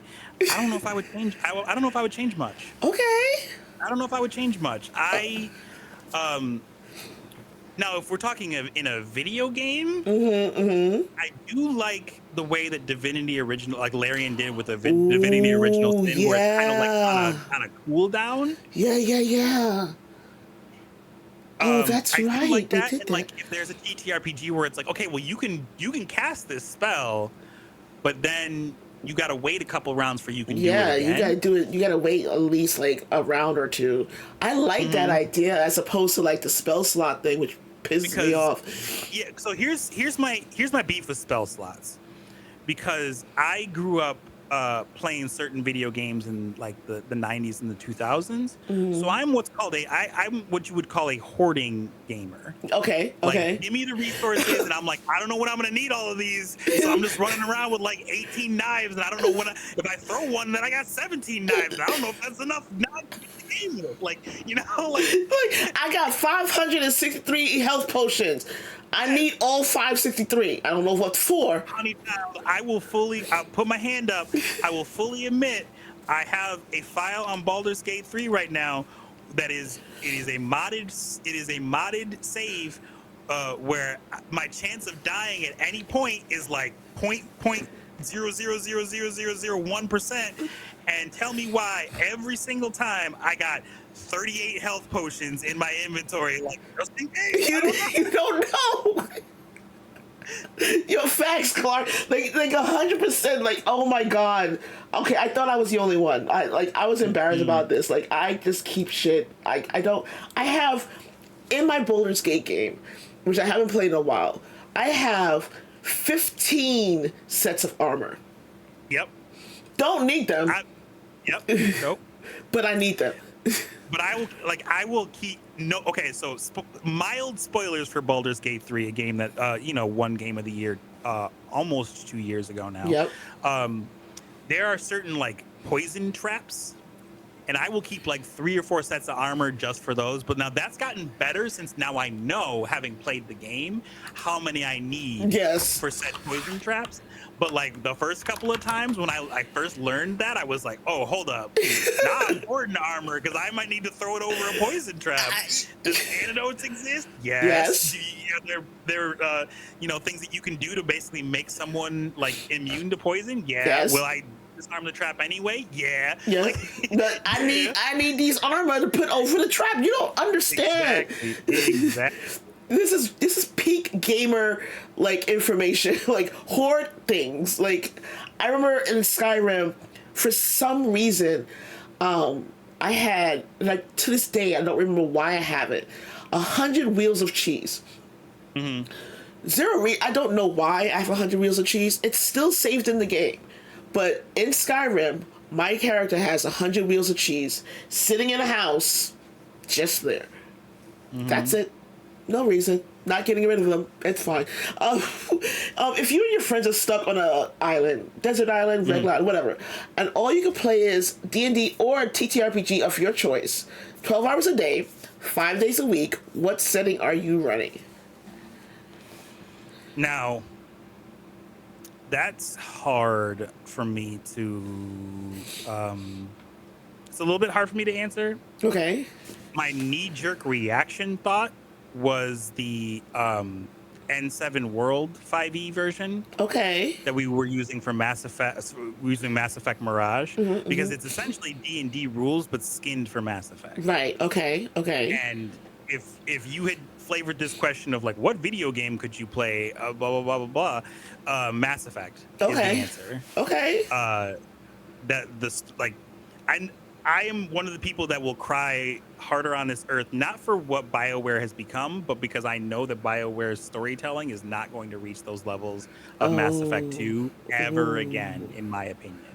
Like, I don't think they could get to that, like, the whole trilogy to start with, but like specifically Mass Effect 2, that game is like number 1 on my list, and there hasn't been a game since. Even Baldur's Gate 3 has not knocked that off the list. Really? So really, like, Baldur's Gate 2 is a number 2, but Mass Effect 2 is still number 1. Y'all gonna hate me. Like, I've never played Mass Effect. That's okay. I'm not gonna hate you. In fact, I'm not gonna hate you. In fact, if you were out there and you're like, I've never played Mass Effect, my personal advice is play the second one first. Ooh, okay. Fair. Play the second one first, because the game will do a thing where it will kind of ease you in and say, like, here's some key choices from Mass Effect 1, and you get to pick those choices. And the game will then play through as if you had played the first one with those key choices in mind. Now, the reason that I say that is because if you like Mass Effect 2 a lot, like I do, and you're like, okay, but I feel like I'm missing something, then you can go back and play the first one. Ooh, okay. That's my personal opinion, is play the second one, because it is like, to me, it's just so good, especially with the Legendary Edition and such. And if I'm wrong, that's fine. That's okay. I understand. I mean, I feel like you're not. Well, no, there are definitely people out there that was like, I played Mass Effect 2 and I thought it sucked. That's okay. Right. We're people. We're different. Like, I'm not gonna jump down anybody's throat because they said the thing that I like sucks. You know? Like, I'm gonna disagree, but like if you were like, oh yeah, Power Rangers sucks, I prefer VR Troopers. Okay. Right. I'm glad that you brought up Power Rangers. this does not disappear just because you said Power Rangers. I'm glad you brought up Power Rangers. Thank you for bringing up Power Rangers because I happened to be scrolling in threads and there was a question that said, if I were in danger, or something to that effect, and I could say one thing that would make you think something is definitely wrong with me, what would it be? And your answer was, the Green Ranger sucks. No, I think No. I think actually Mighty Morphin Power Rangers No, is no, kind I of was mid, like, honestly. yeah, that's what it was. Power Rangers is kind of mid, honestly. And everyone who knew you went, bro, you okay? We coming. How prolific is Power Rangers in your life? You want the real answer or you want the joke answer? Both. Okay. The joke answer is I've more or less made it like 97% of my personality. The real answer is honestly I think it saved me. Ooh, okay. Because I was a black kid in a very white school, more or less by myself. Okay. Like I had friends, but like it was there was always a feeling of I needed to fight to play with my friends. Right. Because they also had friends and their friends looked like them. Right. So like I felt like I needed to be like extra cool for them to want to hang out with me. Right. Because like they like I mean like if you think about it, like especially kids in the 90s, maybe not nowadays because I'm not one and I have no desire to meet any. Right. But like in the 90s, kids would be like, hey, I like the bow in your hair. I like the bow in your hair. We're best friends now. Yes. Like that's all it took. Yeah. And looking around, everyone was like, he's weird. Yeah. Like, and I knew what weird meant to them. Yep. You know? Yep. So like there were a lot of times where I went home and I felt like I didn't get to play with I had to play by myself on you know the playground during recess, and like nobody wanted to like be my partner in a lab or like whatever. Like we had like, you know, the dissecting a frog in 6th grade or whatever. I basically had to like have a kid like be like, I'm partnered with him, you know? Like, and I got to see what I was aspiring for, to have this group of friends on Power Rangers. Ooh, okay. And not only that, but they were like saving the world. There was a black guy who looked like me that was second in command Yep. of the Power Rangers until Tommy came along, bro. Like, are you kidding me? Yeah, Like, yeah. that, like, I make jokes to say that, like, when people see my office, especially at work, so like my work camera is like just to the right over here, my right, your left, so they can see everything that's behind. And it's like I go into like a serious meeting where I'm teaching somebody how to use the system. Green and Power Ranger. Hey man, I like that Power Ranger helmet, and I'm like yeah, like it is like I spend my adult money on having these things because I did not have them when I was a kid. Right. And they just mean that much to me. Like it just this should mean something to me, man. Like it's just I'm low-key mad at Hasbro and Saban because there's not, for various reasons, but they never put out a Black Ranger helmet, and I will rectify that before I die. There will be a Black Ranger helmet in this background Somewhere, somehow, some way. I'll figure it out. They're so expensive, and I'm finally getting to the point where like I could be like, I could set aside some money and get a Power Rangers like costume. That's like $1,000 by itself. Like so much money. Like so Power Rangers, certain Doctor Who cosplay, a lot of Marvel cosplay. There's so much money, and it's like I have the utmost respect for cosplayers. Like shout out to like Phase Knight, because Phase Knight, if you don't know who Phase Knight is, and it's spelled like phase, like phasing through something, and then Knight, like I am a Templar Knight.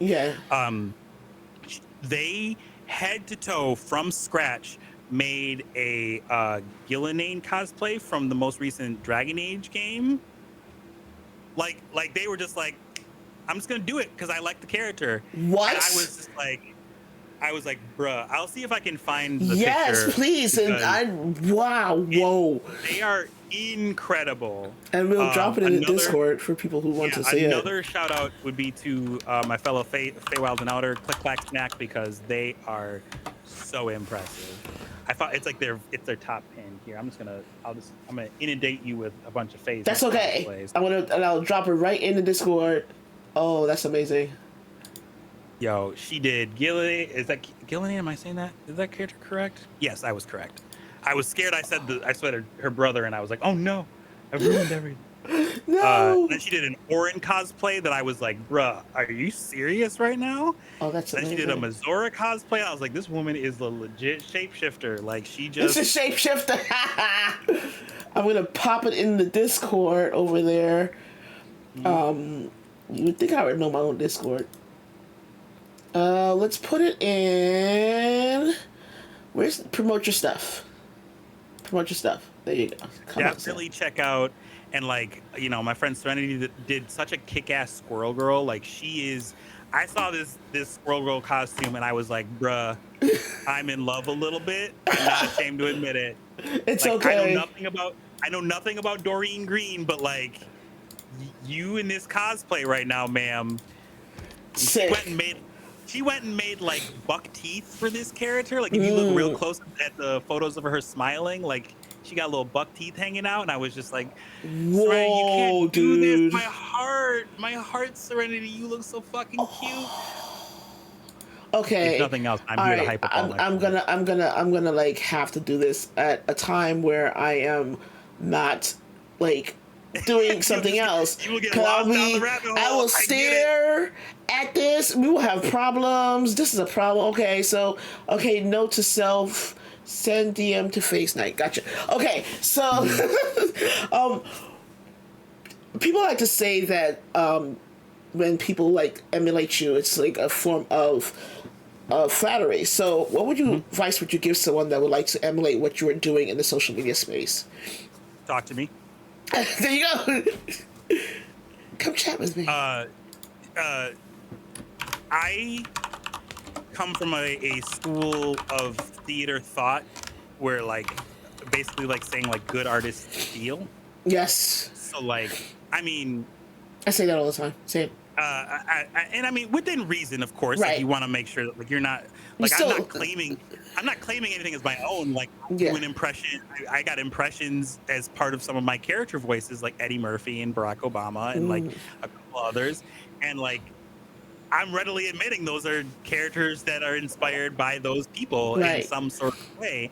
Or if I see like someone doing something, I will make it my own. But like the idea's got to come from somewhere. You know, your imagination is vast and deep, like space. But like every once in a while, someone else's star will drift in, and you go, I like that. Yeah, I don't say steal. I say I borrow. I'm gonna borrow it for a little bit. Yeah, I'm gonna give it back with credit. You know. Always with credit. Like I'm not out here about to be like I'm gonna make a podcast just like Sam and I'm gonna interview people. Like I'm not doing that. But like, you know, like I'm trying to remember.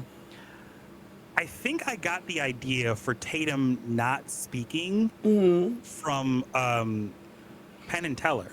Oh! Because for the longest time he said nothing. Silence. He was so good at communicating without saying a single word. Yes. Like, fine now. I'm taking that. Like, I'm taking that for this character.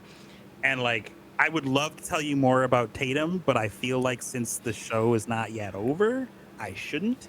Guys, but like, go watch. I'm telling you. Yeah, Crosshaven. Go watch Crosshaven, please. It's so good. It's a good time. It's a really good time. But like, I ended up telling my friend Logan about it because I was just like, this was at PAX, and we were like near the bar at the hotel after hours, and I was like, I have to tell somebody about this. Oh, I am the monarch of TTRPG like character secrets. That is the thing that I forgot to tell you that I wanted to bring up is that like every character of mine has at least 3 secrets, and it is up to the GM and the players if they want to know them. Oh God. And when I say every character, I mean every character, like every single one of them. And Wow. sometimes the sometimes the GM is in on it, and sometimes the GM isn't, and sometimes I understand, not sometimes, and I always understand that that is a dangerous line to walk. Yes. Yes. Um, because there are some GMs that will be like, no, you have to run everything past me, and I get that, That's and fine. I'm You open to know. communicating with that. But like, here's a great example for, and I'll say this because it's over, but the Gotham by Grassland game that we did for Apochromatic Unlimited, almost like a bunch of people in that game had either bird-like references or they're Okay. named after birds. So like, one character was literally named Adeli, like an Adeli penguin. Oh, And the okay. another one literally wore like a bird mask. Like she actually wore the mask during the game, which I thought was so cool. It was Oh, such that's a so cool. great level of commitment to the Right. bit. Right. And I let them show me up because I'm the bird. I'm that guy with bird in his name. You Like know, I'm literally a black I'm sparrow. Like, what do you right. I am mean? your favorite bird on the interweb, and I let y'all do that to me. So I sidebarred Javante, and I was like, I think at the end of this, whatever's gonna happen, my character is gonna go from like a Robin to like a Nightwing kind of like transformation. Shut up. Yeah. So at the end of it, we we didn't talk about it really beyond that. I was basically just like, I think my character is going to go from like B level superhero to like B plus level Right. Right. by going from Cadence, who was like a sound based crime fighter vigilante, to like a mythical kind of like, it's like the idea. I was like, the idea could be like, right now Cadence uses a lot of sound-based stuff. Like they have a disc that they can throw, and it mutes the area that they're fighting in, Ooh. which is like perfect because then they can take somebody down, and you don't hear like the the Right. clatters of like bones and such. It's just silent. Or they can throw a disc and it'll like cause sound, so that it'll like disorient somebody. But I was like, well, what happens if you combine that with the fear toxin? So not only can someone not hear, but they're seeing shit that they shouldn't be seeing. And now they're And so I was terrified. like, yeah, I was like, and that's again, I Oh, came up with that wow. idea from the end of, I think it's Arkham Knight. Yes, it's Arkham Because Knight. at the Yes. end yeah, because he uses the fear toxin after he Yeah. blows up the Gotham Mansion. And I was like, well, so now this character is going to be called the Red Owl.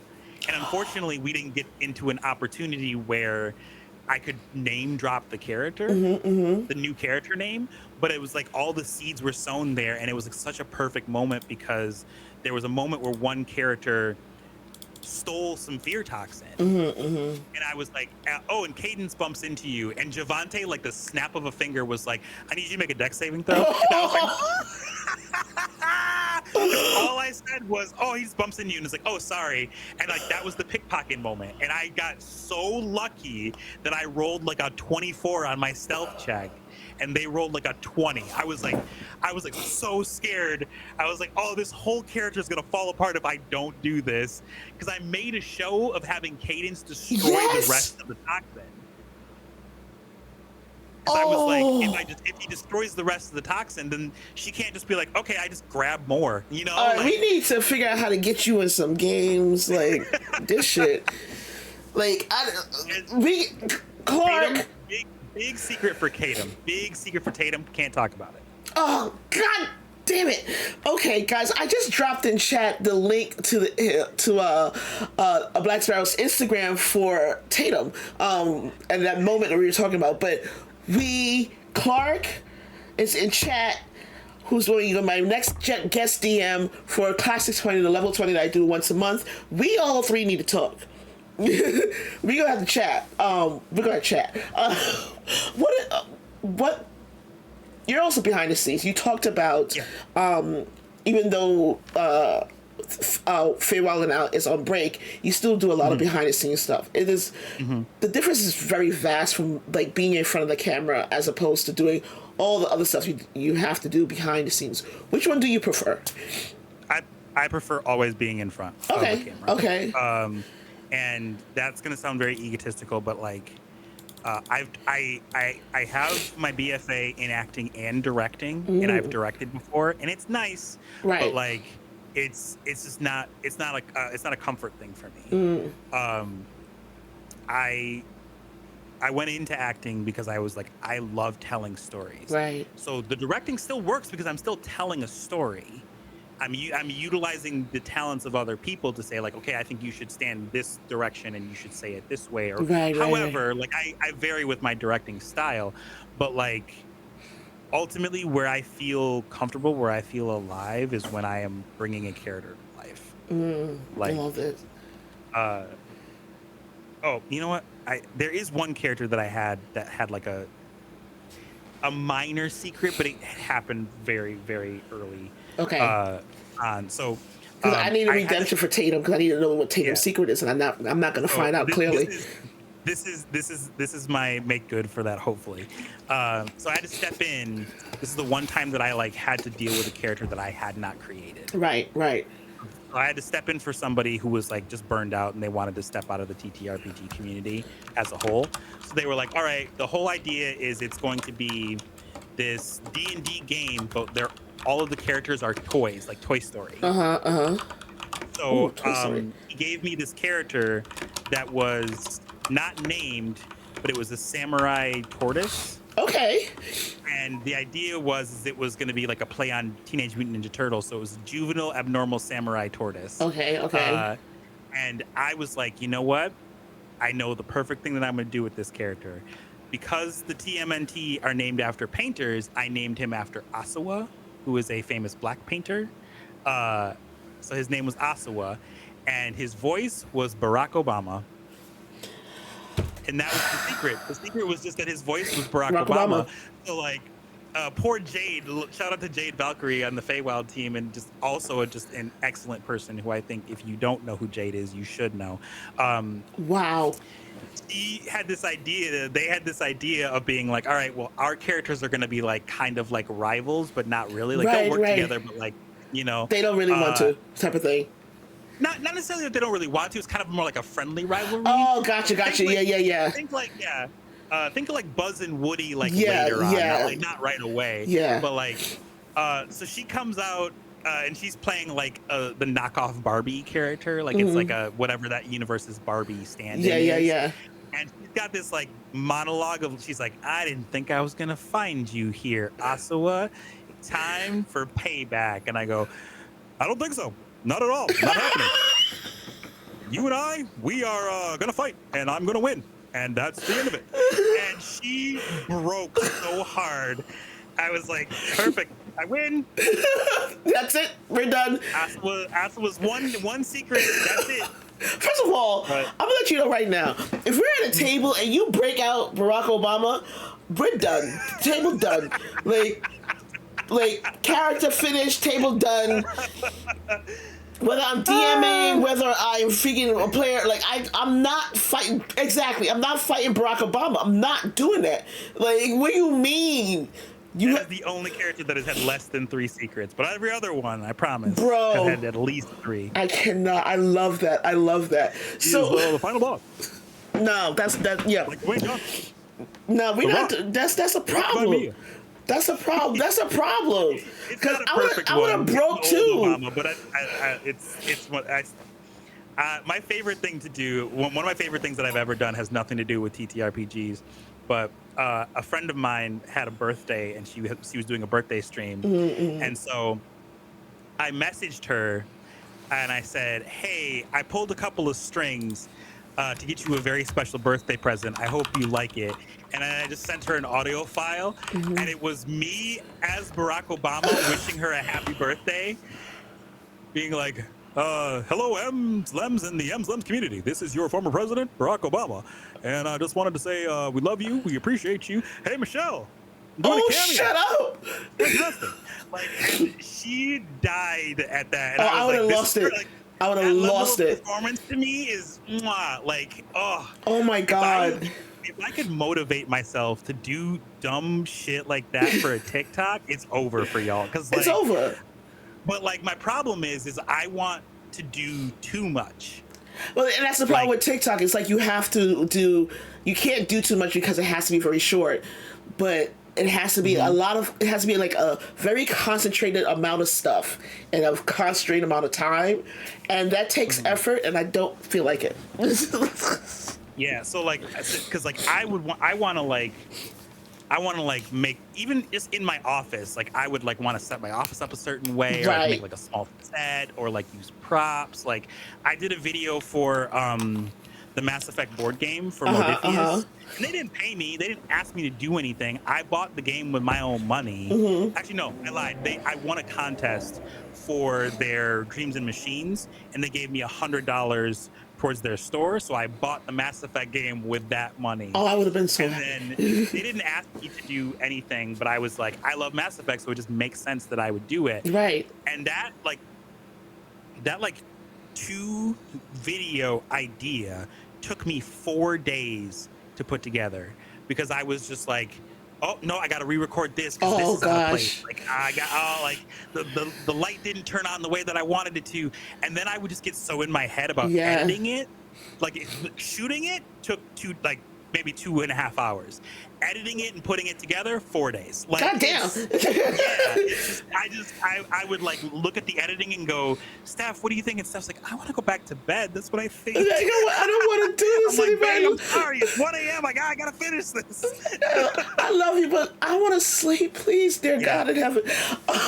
So bless her. But I've always thought that people who stream, do social media, who like do all these different things that you do are undiscovered. mhm, Producers, directors, actors, they do tech all behind the scenes, sometimes by themselves. You just mhm, spoke of like 4 hours of editing. mhm. Where do you see yourself in these roles that I've just mentioned, and do you plan on expanding on any of them in the future? Um, here's where my happy place would be. Okay. Is and I've said this to people like whether it be at Gen Con or any other convention or like on an interview like this one or just people just asking me questions about the fucking crazy shit that I do, like as far Mm, as TTRPGs and such. Like I don't care about numbers, or at least yeah. I don't want to care about numbers, Right. but I understand on a fundamental level that numbers are important when you're asking somebody to like sponsor you for something or Yes. give you a creator badge or what have you. Yeah. So like I can't like whenever I have to fill out a form that is like how many followers do you have, I want to tear my skin off because Yes. Same. I'm like I don't like care. I just want to create cool things. Like Yeah. if so like I don't want to care about my Blue Sky count or how many followers I've got on Same. Instagram or TikTok or whatever. I want to be in a position where I can come up to people like like Keon and Taylor and Clark and King Arthur and say, "Hey, I got this idea Yeah. for Yeah. a thing. Do you want to do it?" I don't like it. Could it be me directing? Could it be me acting? Could it be just voice work? I don't, whatever. I want to be making stuff creatively. Right. Um, so before I really got into TTRPGs, I had this goal set in my head.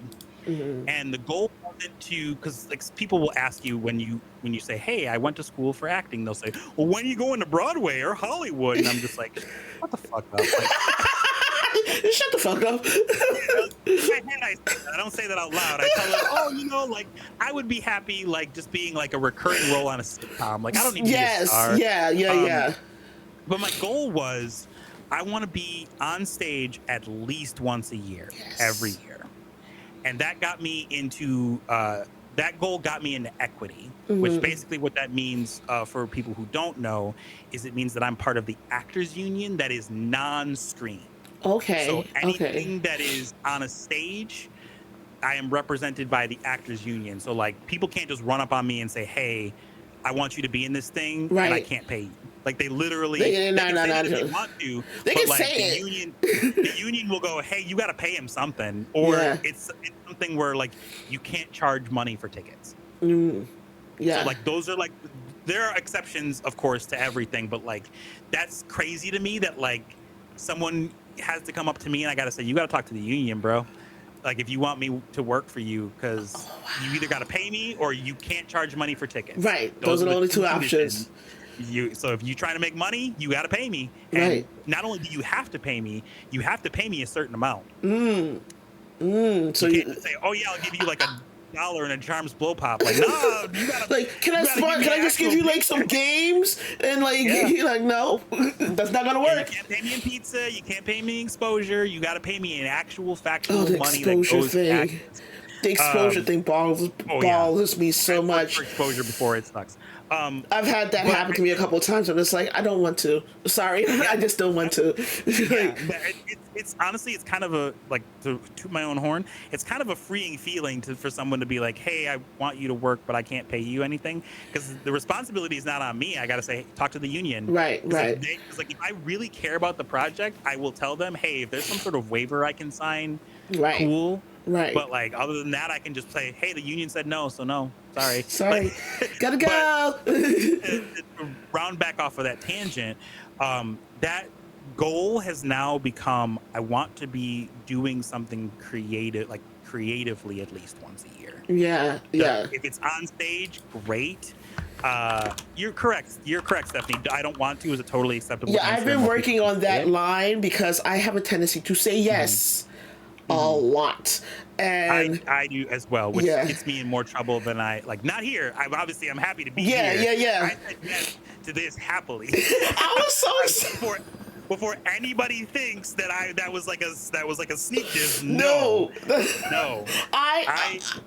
First of all, so when I reached out to you, I was just like, okay, I'm gonna reach out. He's probably gonna say no, but I'm just gonna do it. Like, so it was like a group of people.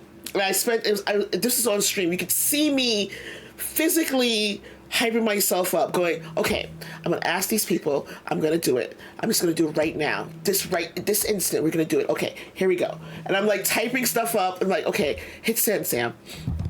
Hit send.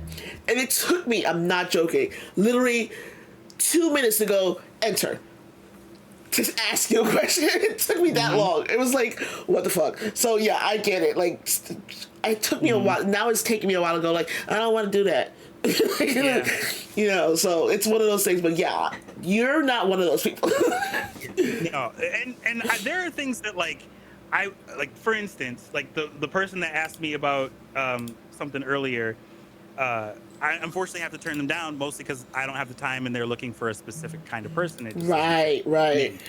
So like, please do, if you're hearing this and you want to work with me, Discord is the easiest way because I have Discord open 24/7. Instagram's not a bad shout. Blue Sky, I'd say Discord, Blue Sky, Instagram in that order. Yeah. Like, Maddie, so I have a tendency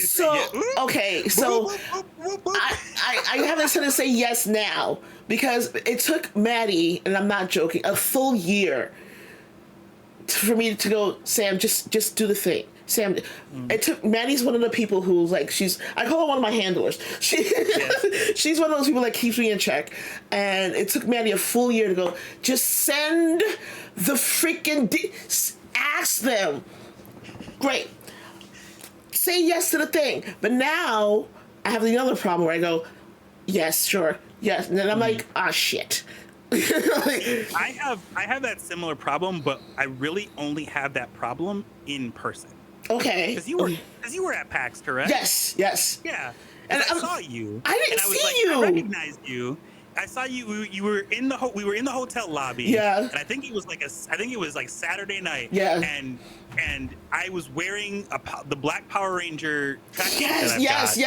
and an afro wig, because I was like, and I had to hype myself up to wear the afro wig because I have like a lot of like dysphoria around like my hair. Yeah. I used to have hair down to my waist. Oh wow. I had braids down to my waist for a really long time, and I cut them for a show, and my hair refuses to grow that long ever again. Ooh. So now I had to hype myself up to wear wigs. But the point is I was like, you know who that person is. You should go say hello. And I was like, but like, I feel like I'm bothering everybody. And then you turned and you walked away, and I went, well, never mind. That is wild. Yeah. That is I've been, wild to I've me. been holding on to that story until today, just to tell you that. So when you were like, "Hey, do you want to interview me?" I was like, "Hell yeah, I'll be on." But I was just like, "Yeah, of course, Sam. I'm happy to do it." That is wild. And that is my revenge for you saying I'm popular. What is that? What is happening? Oh my god. I was okay. What the fuck? It is funny how so many people feel that way. Yeah, truly, truly. Like this like you were okay. So I found out afterwards that you were at PAX. Like I found out after. I was like, "What do you mean they were at PAX?" Like I forgot who I was talking to, and they're like, "I think it was Savannah." They're like, "Yeah, they were at PAX." Like a Black Sparrow was at PAX. I'm like, I don't understand. Savannah's another person that I was just like, "Hey, nice to meet you," and like that's all I could muster because I was just like, I wanted to just fucking blurt out. The reason that I found out who like Meadow is because Meadow had and I won't put them on blast, but a slightly embarrassing situation happened to them the night before PAX started, and I was there like reassuring them to be like, it wasn't that bad. Like it was kind of funny, and they were just like they're just so funny, and like I was like so drawn to them. Yeah. And so like fast forward to like I think it was like I want to say it must have been Saturday, and like it was Meadow and Keon and Taylor, mostly hanging out, and by the grace of whatever patience and love that they have in their heart, They're so amazing. they were just like totally fine with me, just like tagging along with them for hours. Yes. And I was back in like little kid mode of being like, they're gonna get sick of me and ask me to walk away at any point, and they never did. And I was like, well, I'm gonna keep hanging out with them because I'm having a fucking blast, bro. Like, oh my god, with these lovely black people at PAX, bro. And then like then later on that night, I was playing the game that that we play but we don't play, where it's like, am I the only black person in this room? And I saw you and Whitney, and I had met Whitney at Big Bad, so like I was glomping onto her more, but I was just like, it was Whitney, you, and Ames Taco. Yes, and I'd seen Ames earlier in the day, and it took everything in me to go up and be like, hey, I just think that you're really cool.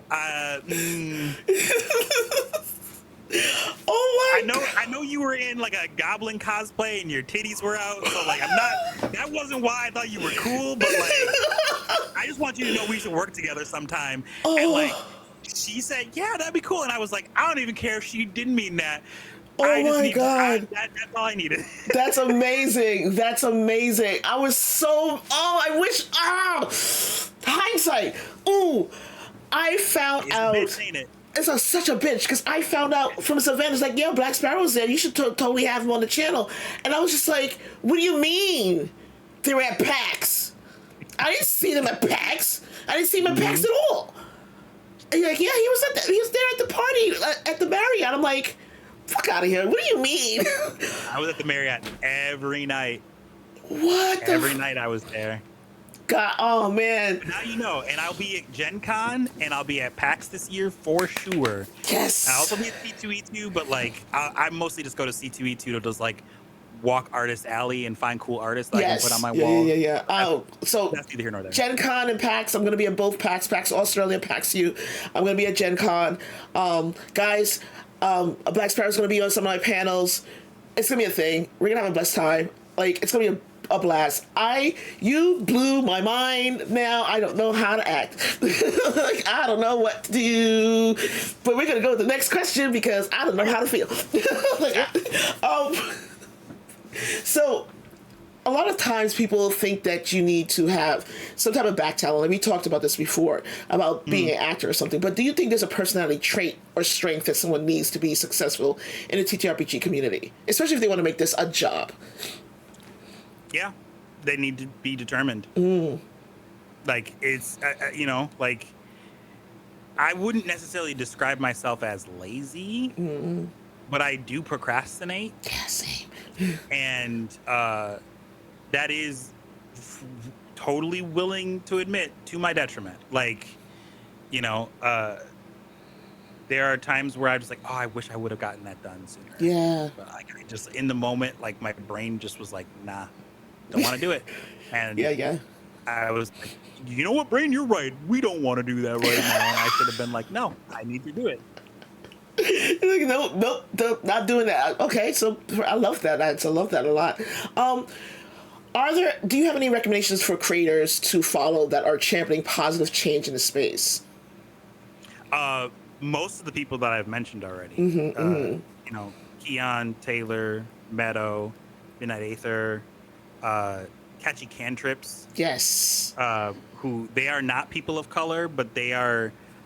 They joke all the time that I'm too nice to them, and I always say that I disagree, that I'm not nice enough. Oh. Because when I was at Gen Con, uh, I knew three people technically when I went to Gen Con the first time. Uh, You in were the at, community. Truly. when were you at Gen Con? I think the first time I went was 2023. Okay. Okay. So it was 2023 Gen Con, and all three of the people that I knew that were there all were working for Modifius at the time. Okay. Okay. And when I say that, I mean like they were on the floor working for Modifius, so they couldn't like Wow. walk the floor with me. You know what I Right, mean? right, Like right. I could go and hang out in the booth with them for a bit, but like at a certain point, they got games to sell. They gotta work. You know? Yeah. Like, yeah, they gotta work. So Ash and David from Catchy Cantrips, we were in like some sort of Discord group that was like, hey, these are all the people at Gen Con. Like, this is how you can meet up or whatever. They met up with me and they were nice enough to hang out with me the whole time. And they told me about their world, which is called Creus. And they have these cute little creatures called Tatos. They look like like Tatoe is and they look like these little kind of like Legend of Zelda little things. And they are essentially the creatures that chat is when they're doing a game. Right. So they have like channel redeems for these little Tatos. Like they can throw a fireball, they can give advantage or disadvantage. They're basically like little chaos agents. And they're building up some sort of like MMO kind of style game in their Discord. And I was like, I have to tell everybody about this cool ass idea, because like don't tell me that you got a cool idea, because I will tell everybody. I love that. I love it. Like I'll be like, so like all through. I was like, oh, do you guys want to meet like my friends at Modifius? So I like took them all the way over to them, and I'm like, hey, April, Danny, this is them. Here's the game they're talking about. Now here's Ash for more info on it, because I would just be like, here's this really cool game, and I'll leave Ash to tell you about it. Like I was like man 101 like the entire time. If I knew anybody, I was like, yo, you need to meet these two. Oh, and that's vice versa. amazing. That's amazing. I love So that. they are to me like they just like have such a creative idea with how they run their campaigns. I guested on their campaign like 6 months or so ago, and it's like a to be continued kind of thing. Yeah, yeah. Or like my character will hopefully come back at some point. Oh, that'd be amazing. I know more than I'm letting on, I'll just say that. But like there's a chance that their people could be watching, so I'm gonna be vague. But them, I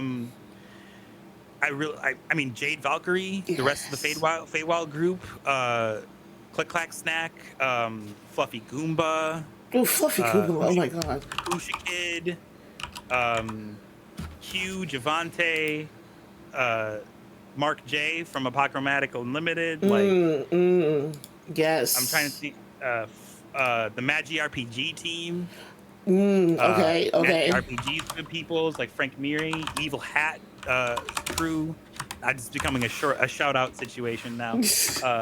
Like I said, don't tell me you got something creative, because I'll tell everybody how good you are. I love that. So I have two favorite questions. Yeah. The first one being, rules is written or rule of cool? Rule of cool. Okay. Why? I think because I'm a storyteller first and foremost. I don't mind rules as written, and I can play in that space easily. But like, I am very much a person who like, You know how like like if somebody makes a warlock and people joke like, oh, all they do is Eldritch Blast. Yeah, Like, yeah, yeah. I'm gonna describe how that Eldritch Blast is coming out every time because it's creepy to me. It's Yeah. not like, oh, I guess I use Eldritch Blast. Like, they're gonna be like, no, they're gonna like aim their axe and they're gonna say something cool and then they're gonna hit you with this blast and it hits you in the chest and maybe it like causes them to tumble backwards into a Right. tree. Oh, that's You know? amazing. That falls into like a rule of cool thing because it's like an unintended effect. Whereas like Right. rules is written, it's just like it hits you.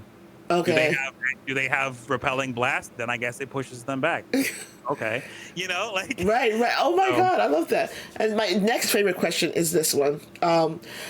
If you could perform or play with anyone, dead or alive, real or fiction, up to 5 or 6 people, who would it Mhm. be? Okay, I was dreading this question because I know you've asked it to other people before, and I went, Yes. oh shit. That's one of the questions that everyone gets asked because I'm always curious as to what why they want the people that they want at their table, and two, Sure. what the thought process is. Like why, like where did you come up with it? Okay. Um.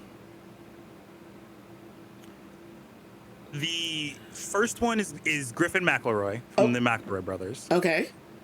Because before I was like truly into TTRPGs, I was listening to the Adventure Zone.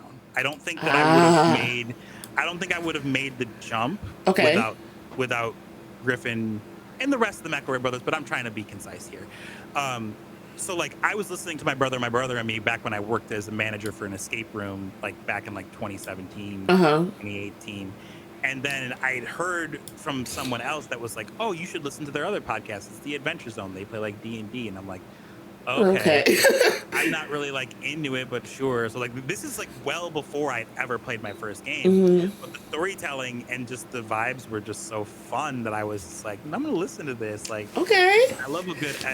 They're one of the few things where I'm like, okay, I'm gonna commit to this like, several hundred episode thing. 'Cause Right, it's right. fun for me. Give me a good story and I'm usually hooked. Um, so Griffin McElroy is one. Um, Bob Euchre is another. Not because I think he would be particularly talented with Really? RPGs. So I'm from Milwaukee, and we did just lose Bob Euchre back in January. Right. For those who don't know, he was the radio play-by-play announcer for the Milwaukee Brewers, Yes. known as Mr. Baseball. I'm a huge baseball fan, and everyone that has ever talked about Bob Euchre talks about like how like there's an article out there after he passed that is called like Bob Euchre, the best friend I never met, and that is how I feel about Bob Euchre. And so to get to be at a table to listen to him, you just a bit outside or inside. Yep. Yeah. If you've seen Major League, you know who You know, you know Euchre is. exactly who Bob Euchre is. Yes, yes, yes. Yeah. Just for that line specific, but no. But just to listen to that man tell stories and like how he was so like just so charismatic and funny and nice. Like it would just mean a lot to me personally. Who else would I pick? Abria. Of course. It's a safe pick, but like to me, she has set the standard for like people of color as a success in TTRPGs.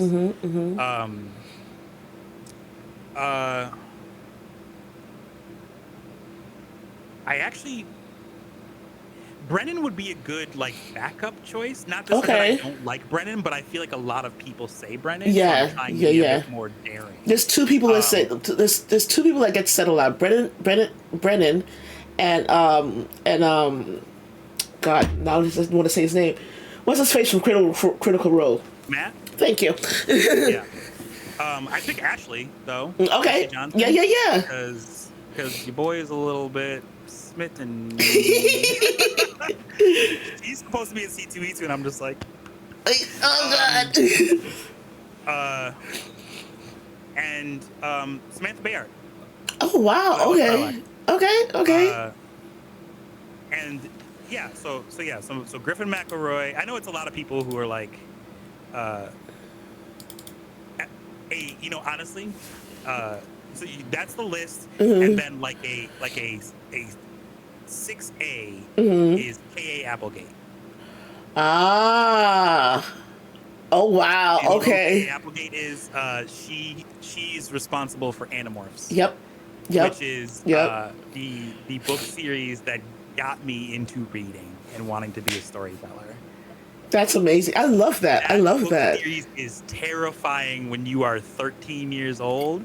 There is so many war crimes in that goddamn book series. Okay, I'm imagine a 13-year-old reading this going, what the fuck? Like, oh my god, that's amazing. I love that list. That sounds great. Guys, if you have any questions for the Black Sparrow, now is the time while I ask this last questions. Tell everyone we can expect from you.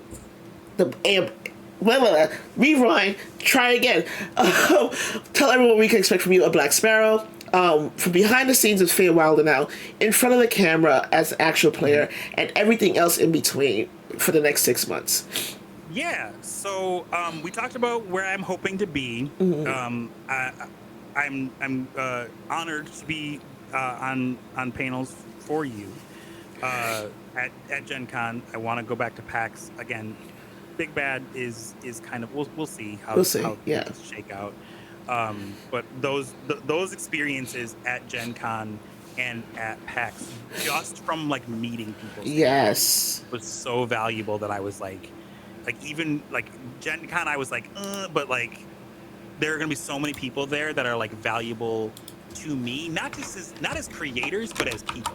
Right. And I'm like, hey yo, I want to see y'all again. Like we don't have to talk about work. I might hang out with y'all and shoot the shit. Yes. It's so much fun. But I act like I mentioned before. I'm an equity actor, so my hope and prayer is that I will be in a show at some point this year on the stage. Unfortunately, I think we're far enough away from. Well, fortunately, we are getting further and further away from COVID. But the drawback from an acting perspective of that is that like stage companies are no longer recording their shows for audiences outside of their local group, because like during COVID, you could actually buy a ticket to watch a recording of the show for a short period. Yeah. It's no longer the case. That's what I mean by unfortunately. Obviously, I'm glad that we're getting away from like the pandemic that like took people's lives. Yeah. So that's the thing that I'm hoping you can look forward to. I would love to be in shows again. But like Feywild is going to return. Again, Mass Effect Mirage. There's some other shows that I can't talk about yet for either because we haven't nailed down details and I don't want to be wrong. Or Yeah.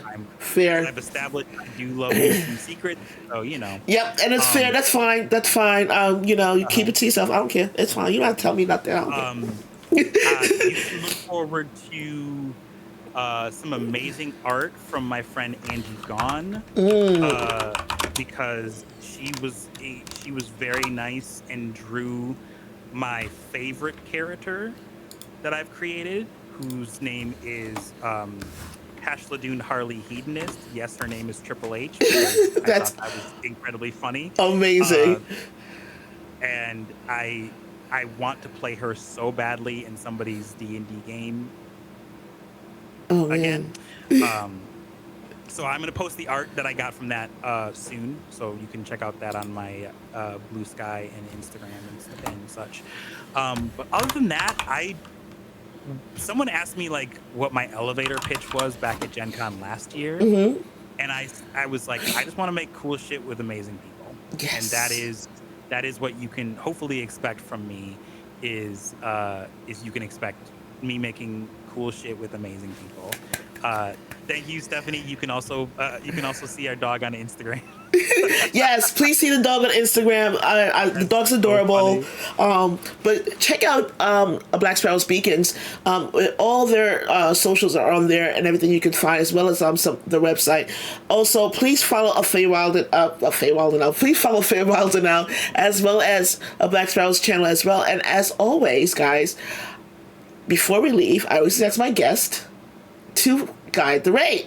So take a look at your Twitch channel and let me know.